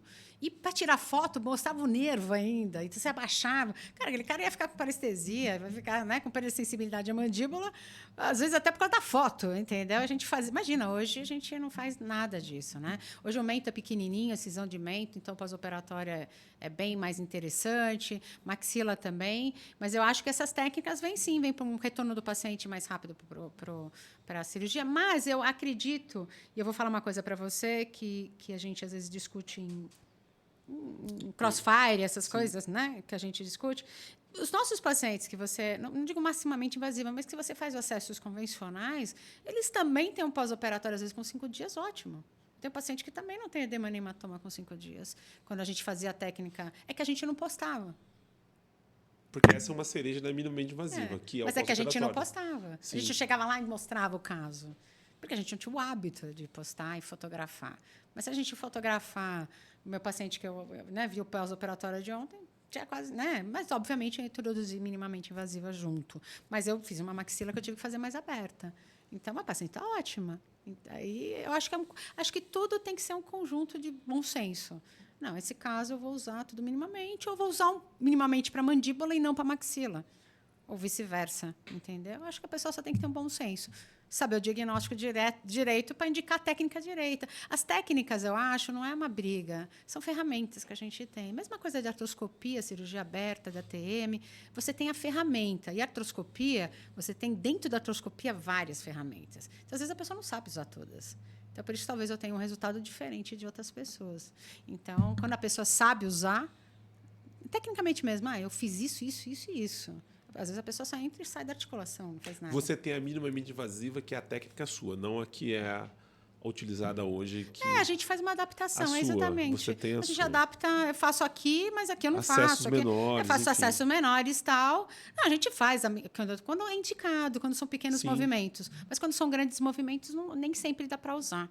Tá? Assim, como que eu posso te fazer? A lance não é nem a destreza, é com uma estabilidade real, óssea, dependendo do caso. Né? Faz benefício antecipado? Faço. Que você quando acha é indicado, quando é bem indicado, né? Se eu tiver os dentes alinhados no arco de uma forma decente. E o mais importante, quem faz benefício antecipado, é você ter um ortodontista que topa depois arrumar direito aquilo lá. Eu estou com o caso exatamente assim, só vou fazer se o ortodontista topar o teu caso, senão não. Vai ficar no orto, vai arrumar um pouco mais, mas quando dá para fazer, você tem o encaixe da mordida e depois ele vai fazer a continuidade, sim. Né? Tem feito muito reop de ortognática dos nossos colegas que têm aparecido para você lá? Não? A gente parece, né? Algumas sempre coisinhas. aparece algumas coisas. Eu vou até te falar uma coisa que aconteceu com a gente, comigo, com o Gabi e com o Pita, foi quando começou minimamente invasiva, começaram a aparecer as consequências da minimamente invasiva, né? Que era pseudoanquilose de maxila, fraturas, né? Uma bad fracture de corpo e ramo de mandíbula para côndilo, porque a pessoa não vê, como o acesso é pequeno, ela não vê. Quando ela vai fraturar, corre para... Então, logo no comecinho, até falei com o pessoal que estava fazendo as aulas a gente ligou, falou, o lance é que quando você ensina uma técnica, isso é bem importante, você tem que saber o público que você está ensinando. Porque, às vezes, a pessoa tem experiência e tem a pessoa que tem zero experiência.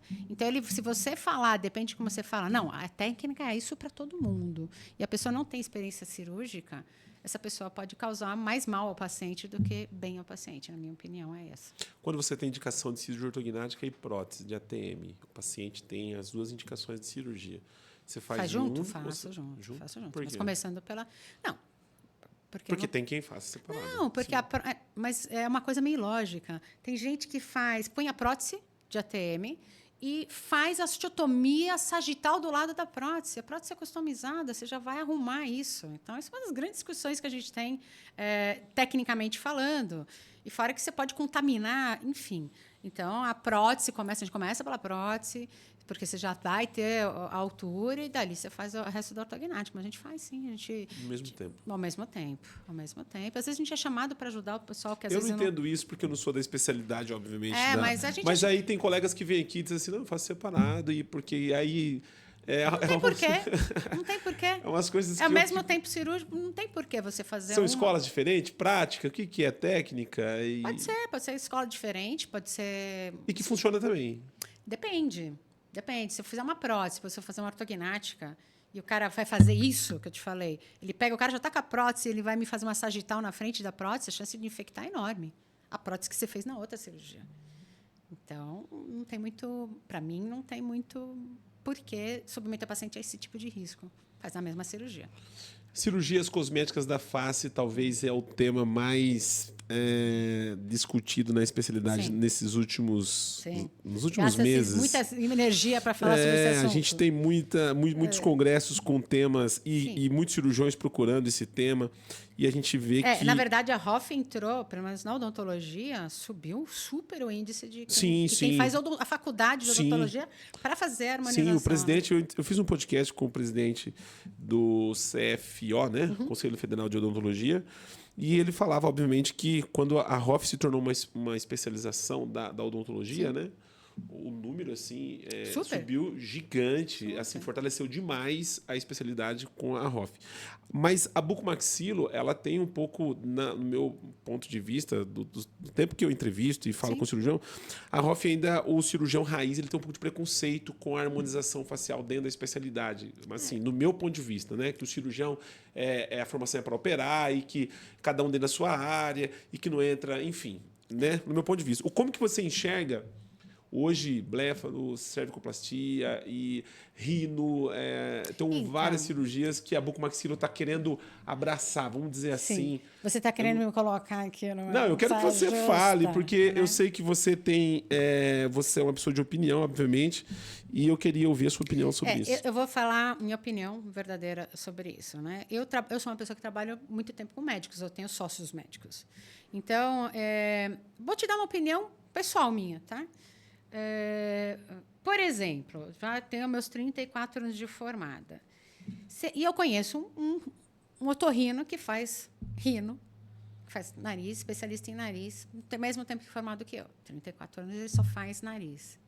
Vou te jogar uma pergunta. Você acha que se eu começar a fazer nariz hoje, eu vou operar tão bem como esse meu colega que eu indicar para 34 anos? Entendeu? Então, essa é a minha opinião. Não acho que as pessoas não possam fazer ou não devem fazer. Mas eu não sei quando que eu vou ter a capacidade de fazer a cirurgia igual esse meu colega otorrino. Isso é uma opinião muito pessoal minha. Como alguns tipo blefaro. Que, na verdade, você faz cirurgia orbitária no hospital. E como que a gente... Mas é diferente. Você está fazendo trauma da cirurgia. Isso as grandes discussões é essa. Discussão, mas falar, por que eu posso fazer o trauma que paga pouco? E aí o trauma, tudo bem. A bucomaxilo pode fazer, mas fazer a blefaro não pode. Né? Então, assim, é complicado. Eu acho que isso... o pessoal está discutindo mesmo como vai ser a melhor formação para as pessoas para fazerem isso. Isso é uma das discussões que está tendo entre os colegas. Porque um plástico, por exemplo, um dermato, vamos falar de plástico que faz, ou quem faz, geralmente, ou pode ser oftalmo, pode ser plástico, que vai fazer. Puxa vida, o plástico fez lá cirurgia geral 2 anos, depois ele fez cirurgia plástica mais 3 anos, pode depois ele se especializar em craniomaxilofacial. Ele estudou 6 anos a mais do que a gente após residência para fazer aquilo. E teve seus 2 anos muito específicos em pálpebra. Eu tenho um colega do HC, médico cirurgião plástico, especialista em pálpebra. Tudo é isso, é o tipo de formação. Não adianta você me falar que aquele curso que o cara ensinou isso, no fim de semana, essa pessoa vai ter uma competência muito maior do que outros colegas que tiveram mais formação. Mas vamos mudar a formação desses colegas em horas, aulas, do bucomaxilo, está fazendo isso do colega. Aí acho que ok. Eu acho que tudo vai depender da grade de formação para a pessoa estar fazendo o ROF, mas eu ainda sou da opinião que tem áreas que ainda não são nossas. É a minha opinião. Você é cirurgiã raiz. Puta, super. Mas não porque eu sou contra. É porque eu acho que talvez nas sequelas ou nos problemas que essas pessoas tiverem, talvez essa outra pessoa tenha mais competência do que eu, vou falar de mim, não das pessoas, de resolver aquele problema. Eu sou muito assim, eu só opero o que eu consigo resolver de pepino depois. Não adianta eu fazer um nariz, ter uma necrose de ponta de nariz e eu não vou saber resolver essa necrose de ponta de nariz. Estou te dando um exemplo. Ou a pessoa vai fazer a pálpebra, vai ter, né, enfim, um escleroshow. E aí? Você vai mandar, você fala, agora, obrigada, passa lá num plástico que faz isso para você. Então, essa é a minha opinião. Mas se a pessoa sentindo a competência de resolver o problema, ok. É que eu acho que o pessoal está começando a avançar muito aqui as áreas, na minha opinião. Nós não vamos ouvir, então, um paciente dizer assim, eu fiz essa blefaroplastia com a doutora Patrícia Radaik. Não. Montoplastia. Blefaro, não. Cervicoplastia. Não. Lift. Nesse momento, não. Só se mudarem muito o esquema... Não tem, né? Tá aí tantos Você sabe anos uma coisa que as fazendo pessoas trauma. não pensam? É hospital. nessa parte jurídica, né, Ismael? O pessoal tem que pensar nisso. Como você avalia? Você falou da parte jurídica, a gente está finalizando o nosso podcast e você vai voltar, tá? Porque metade da pauta está aqui e a gente vai retomar ela em algum momento. Tem que falar do curso. A gente vai falar do curso já. Tá. Como que você vê o momento da bucomaxilo hoje no sentido... Super delicado. Não sei nem que sentido você vai falar, mas eu acho que está super delicado. Por quê? Estou sofrendo, no momento, coisas que eu não sofro né, desde a década de 90. Na década de 90, os dentistas não podiam entrar em cirurgia sem um médico na equipe. Eu sofri isso. A gente tinha cirurgia no Oswaldo Cruz. O Gabriel foi o primeiro dentista cadastrado no Oswaldo Cruz e a gente tinha que entrar com um médico de equipe. Que era chato, você tinha que pedir para um médico assinar. O Gabriel pedia para o tio dele, que é o Carlos Alberto Pastor, assinar para a gente entrar na cirurgia na época, isso no começo, na década de 90. E agora o que está acontecendo? Está voltando a acontecer isso. Eu já reclamei com o pessoal do colégio. O que começou a acontecer comigo depois, talvez, desses eventos, ou do evento que aconteceu no CIOSP lá, que a gente estava falando aí, que agora vai ter especialidade, que qualquer dentista pode fazer qualquer coisa estética na face. O que começou a acontecer? Os médicos são corporativos. E eles se apoiam. Né? Então, o que está acontecendo? Alguns pedidos meus de pré-operatório e alguns pedidos meus de tomo, ressonância, que eu vou pedir para o paciente, começaram a não ser aceitos por alguns convênios. Gente, isso eu não sofro há 32 anos. Então, isso começou a aparecer, eu achei que era um, depois, né, você falou, é um convênio, é outro convênio, é outro convênio, aí foi o hospital. Então, quer dizer, o hospital já está assinando contratos que é proibido o CRO nos pedidos cirúrgicos e nos pedidos de tomo e ressonância, isso em São Paulo, no Brasil todo, mas é o que eu falei para a galera que, começando em São Paulo, o negócio vai propagar e já começou a pipocar. Então, isso é um reflexo, talvez, do pessoal estar nessa briga contra plástico, contra dermato e contra oftalmos, assim por dizer. E nós vamos fazer, inclusive, um podcast. A gente tem feito alguns podcasts aqui falando sobre essas questões jurídicas, né? Que tem que antes o cirurgião não tinha essa preocupação. Não, né? Agora você tem que ter um advogado para trabalhar contigo. É isso que eu falei. Você tem que ganhar dinheiro para pagar o advogado e pagar um dinheiro agora para ter um marqueteiro. Mentira, verdade? Sim, sim, sim. E o pessoal tem que achar isso normal. É isso que eu falei, gente, vocês não podem normatizar uma coisa dessa. Eu não posso achar que é normal eu ter um advogado para cuidar das minhas contas cirúrgicas. Eu não posso achar que isso é normal. Então, a minha grande discussão com o colégio, e, na verdade, com o grupo do colégio agora, foi essa. Eu levantei essa questão. Falei, gente, eu não posso aceitar ter que falar para o meu paciente, entra com um processo contra a ANS e contra o seu convênio e contra o hospital que não aceitou o meu CRO no pedido da sua cirurgia, no pedido... Eu não posso achar que isso é normal. Até foi uma discussão que eu tive faz 1 ou 2 meses atrás com o grupo do colégio. Eu não aceito ser normatizado isso. Então, eu queria que que o colégio se posicionasse. Não eu sozinha virar para o meu paciente primeira vez e falar para ele, ele voltou, seu CRO não foi aceito. Eu tenho as minhas facilidades, né? Eu trabalho num grupo Sim. totalmente médico, Sim. né? E sou, né? O grupo Fleury é dono de uma parte da minha empresa, ela bate meu pedido lá, ela troca, manda um médico assinar o meu pedido. Eu falo para ela, não quero que você faça isso, porque está errado isso.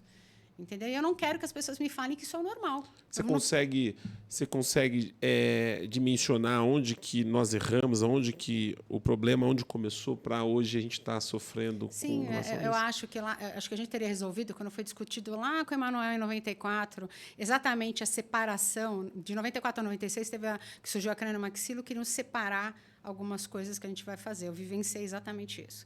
Que foi quando a gente perdeu as glândulas salivares maiores. Então, assim, talvez lá ter sido feito o que os Estados Unidos fez da dupla formação. A gente fazer mais 2 anos de residência e ter dupla formação e atender só face.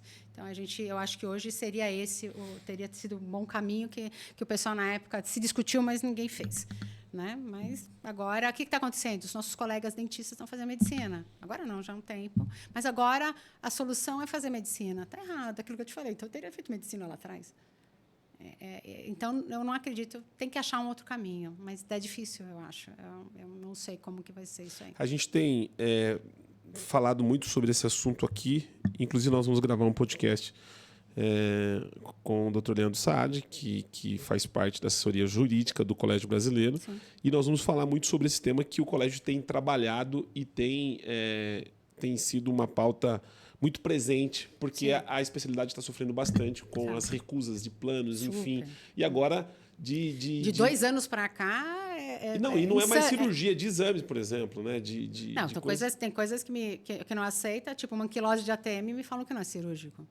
Né? Então, o auditor lá da empresa fala que não é cirúrgico, o paciente abre 2, 3 milímetros ou 5 a boca e é uma anquilose de ATM. Eu falo, como não?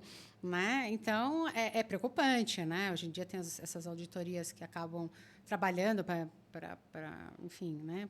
para as operadoras. Mas essa é a realidade da bucomaxilo hoje, infelizmente. Né? Professora doutora Patrícia Radaí, que nós estamos finalizando, você tem esse grupo, né, de mulheres e que é uma referência não só para as mulheres, mas para a especialidade. Né? Qual que é a sua projeção à frente das mulheres? Você busca ainda avançar ainda mais nesse sentido? Sim. A gente está trabalhando com fases nesse grupo. A primeira fase era conhecer essas pessoas desconhecidas, vamos falar assim, que não são pessoas que estão no mercado sempre.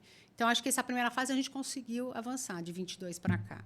Então, muitas colegas passaram a ser conhecidas, reconhecidas e chamadas para congressos. Ótimo. A segunda fase que eu estou agora é fazer uma conexão entre médicas. Né? Então, eu estou chamando algumas médicas que têm seus grupos, é isso que eu te falei, incrivelmente. Tem o grupo da oftalmo, o grupo da otorrino. As cirurgiãs otorrino têm um grupo que elas trabalham do mesmo jeito. Então, o que eu estou tentando fazer? Vou conectar o nosso grupo, o grupo da otorrino, tudo a ver. Multidisciplinar. Super, a apneia do sono. Eu fiz com a doutora Tatiana Vidigal. Muito boa ela. Junto com a Vanessa Castro, a gente juntou as duas para a gente discutir a apneia do sono no grupo. Bombou esse dia do evento. Do evento, eu trouxe uma cirurgiã vascular discutindo as lesões neurológicas nos pós-operatórios de cirurgias de bucomaxilofacial, esse dia também. Então, assim, eu estou tentando conectar mulheres médicas com o nosso grupo e eu estou numa terceira fase agora, que é essa fase junto com a América Latina, de mostrar as nossas cirurgiões para as colegas da América Latina. Então, tem aquele outro grupo da América Latina. Eu tento não misturá-los, porque existe, sim, a dificuldade da língua delas com a gente, principalmente. Então, eu tento manter o grupo de lá, mas eu estou jogando nossas aulas para elas assistirem. Elas estão assistindo. Porque eu tenho as coordenadoras, né, dos capítulos deles lá, da LACIBO delas, que também estão convidando as professoras para dar aula na América Latina. Então, essa é a fase da oportunidade de impulsionamento que a gente estava conversando. Já existe um congresso desse Brasil, mas sugerir algo assim mais? Porque o que eu vejo mais online, né? No nosso projeto, esse é um projeto que... a gente vai ter um simpósio só de mulheres, e nesse simpósio vai acontecer o ano que vem. A Bucocast não pode estar lá? Pode.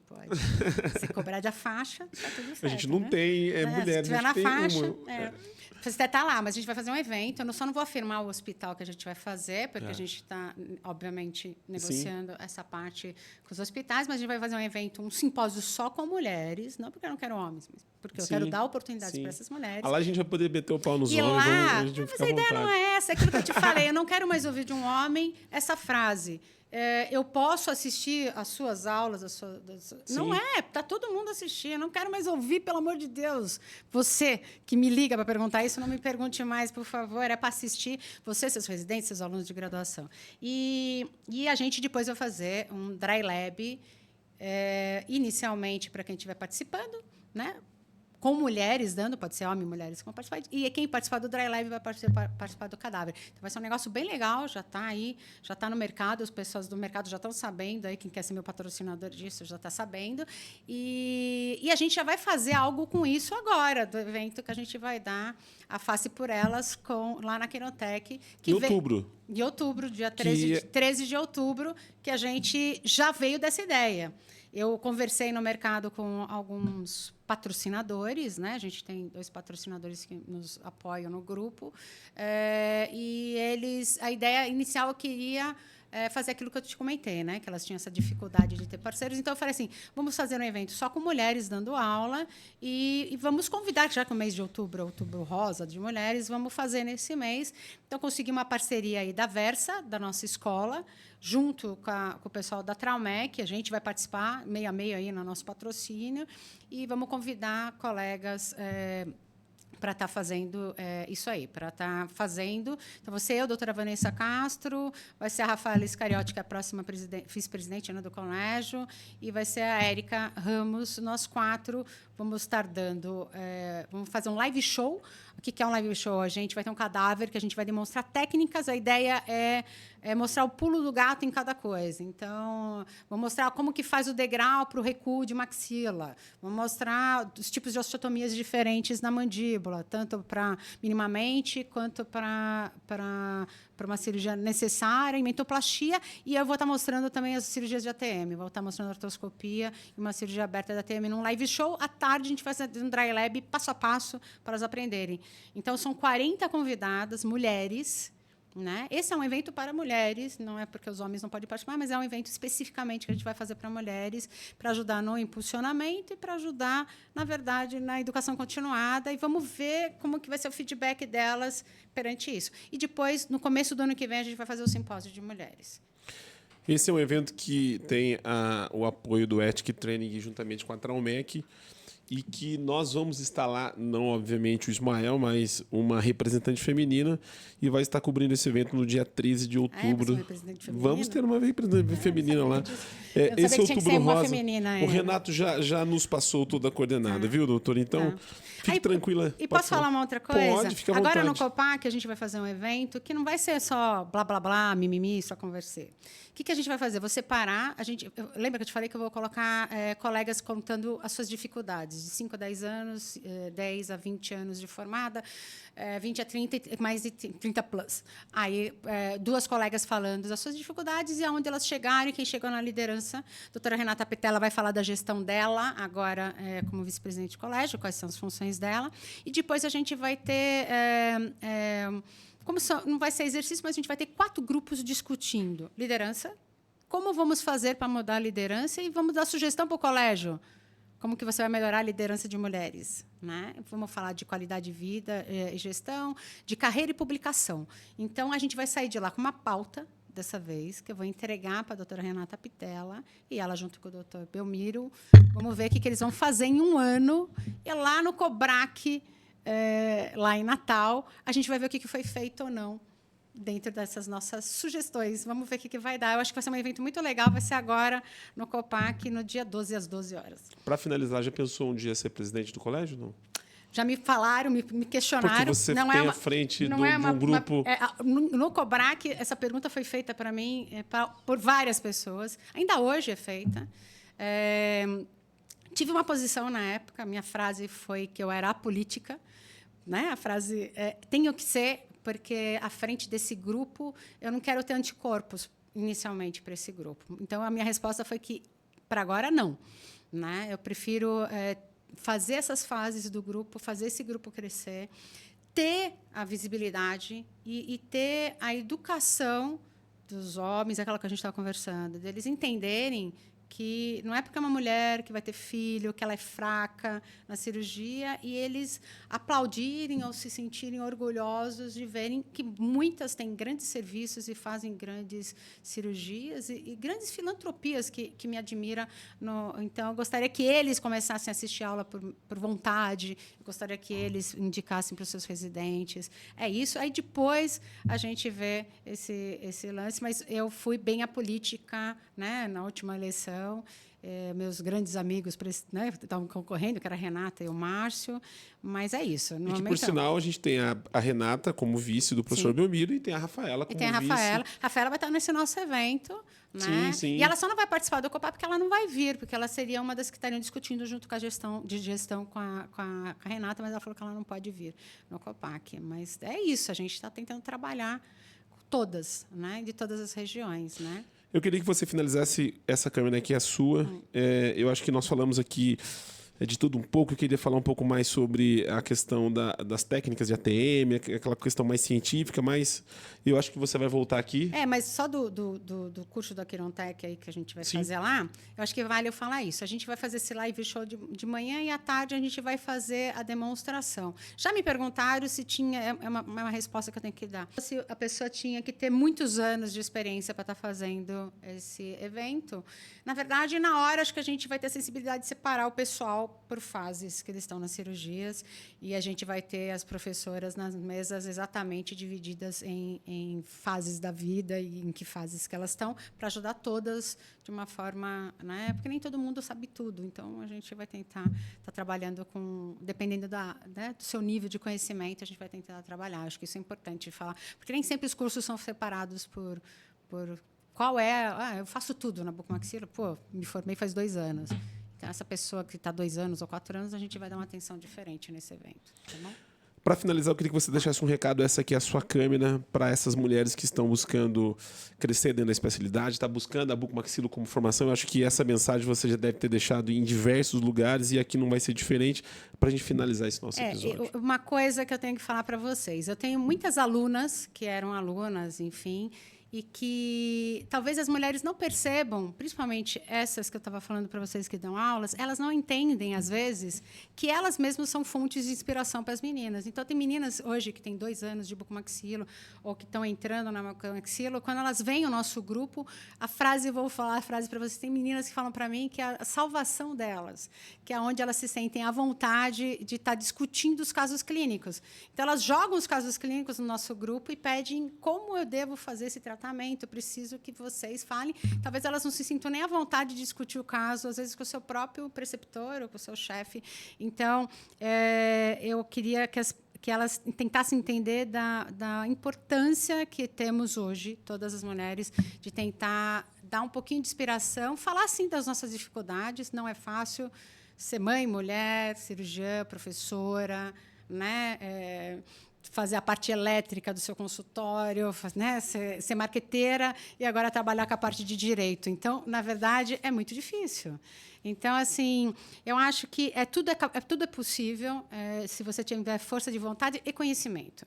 Eu acho que uma das pessoas mais chatas que manda as pessoas estudarem, quem trabalha comigo, os fellows que passam comigo, falando de diagnóstico, eu mando todo mundo fazer, estudar e testo. Então, acho assim, o mérito não vem sozinho, o mérito vem com conhecimento, vem com um pouco de humildade, vem com generosidade. As pessoas têm que ser mais generosas, não só nós, mulheres, quanto os homens. Então, e eu acredito que a gente tem que gerar oportunidade. Então, qualquer um de vocês que puder um dia dar oportunidade para uma colega, para um colega, de poder se expor, falar e apresentar o seu caso clínico, e ele vai se engrandecer, e ele vai se sentir mais capaz. Eu acho que isso reverbera na vida dele.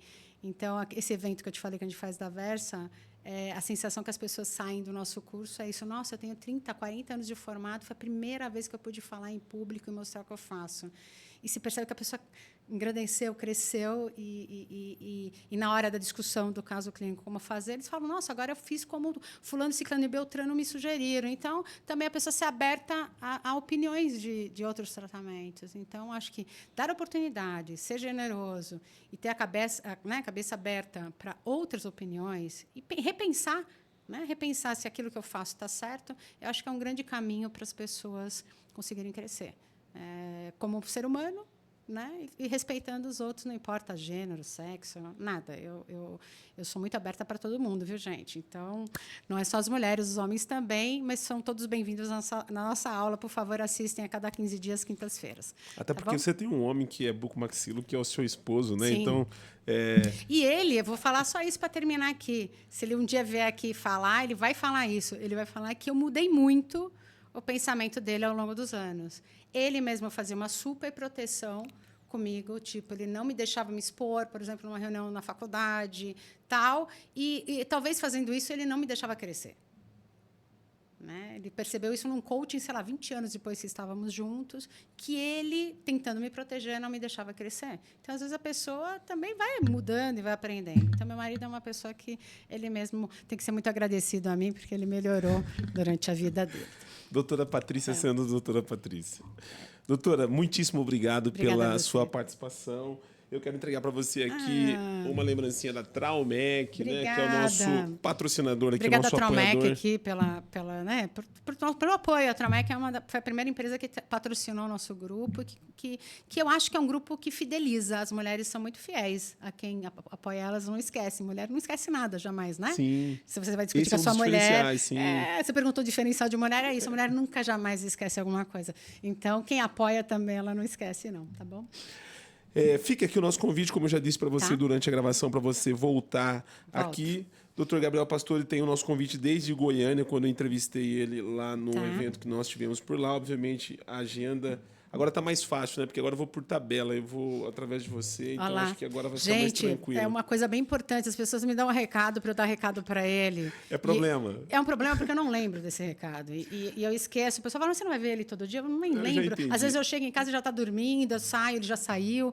Então, eu não confio em mim para fazer essa tabela. Não, eu já entendi já. Eu vou direto nele. Melhor. Eu sei que você já gravou outros podcasts, eu já acompanho você. O que você achou aqui do nosso estúdio, da nossa estrutura? Muito boa. Estava quase aqui já pensando em alugar para mim aqui esse podcast aqui, o local. O local é sensacional, né? Super bem equipado, parabéns aqui. Obrigado. Eu já esperava isso, mas acho que me superou aqui. Acho que está bem legal. Você tem uma dinâmica muito boa. Como você faz muita entrevista da área, é muito fácil falar com você, então isso ajuda bastante. Eu confesso que no começo estava um pouco nervoso, aí foi me soltando. Imagina, zero nervosismo. O negócio foi fluindo. Estamos de portas abertas. Quando você precisar, a Bucocast está à disposição para cursos, para palestra. Legal. Ismael, que tem uma colega, uma amiga minha que eu queria falar com ela, não tenho aonde entrevistar. Vem cá, traga aqui.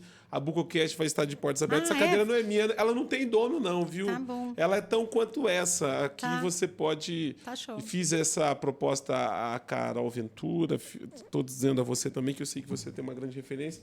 E para a gente da Bucocast vai ser um prazer. Obrigado.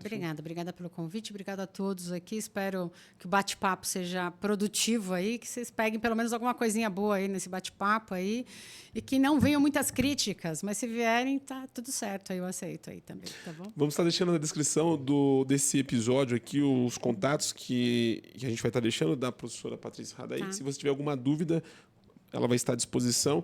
Você que nos acompanhou pelo canal da Bucocast, ainda não é inscrito, vai lá, se inscreva no nosso canal. O nosso muito obrigado e até o próximo episódio. Até mais. Obrigada, gente.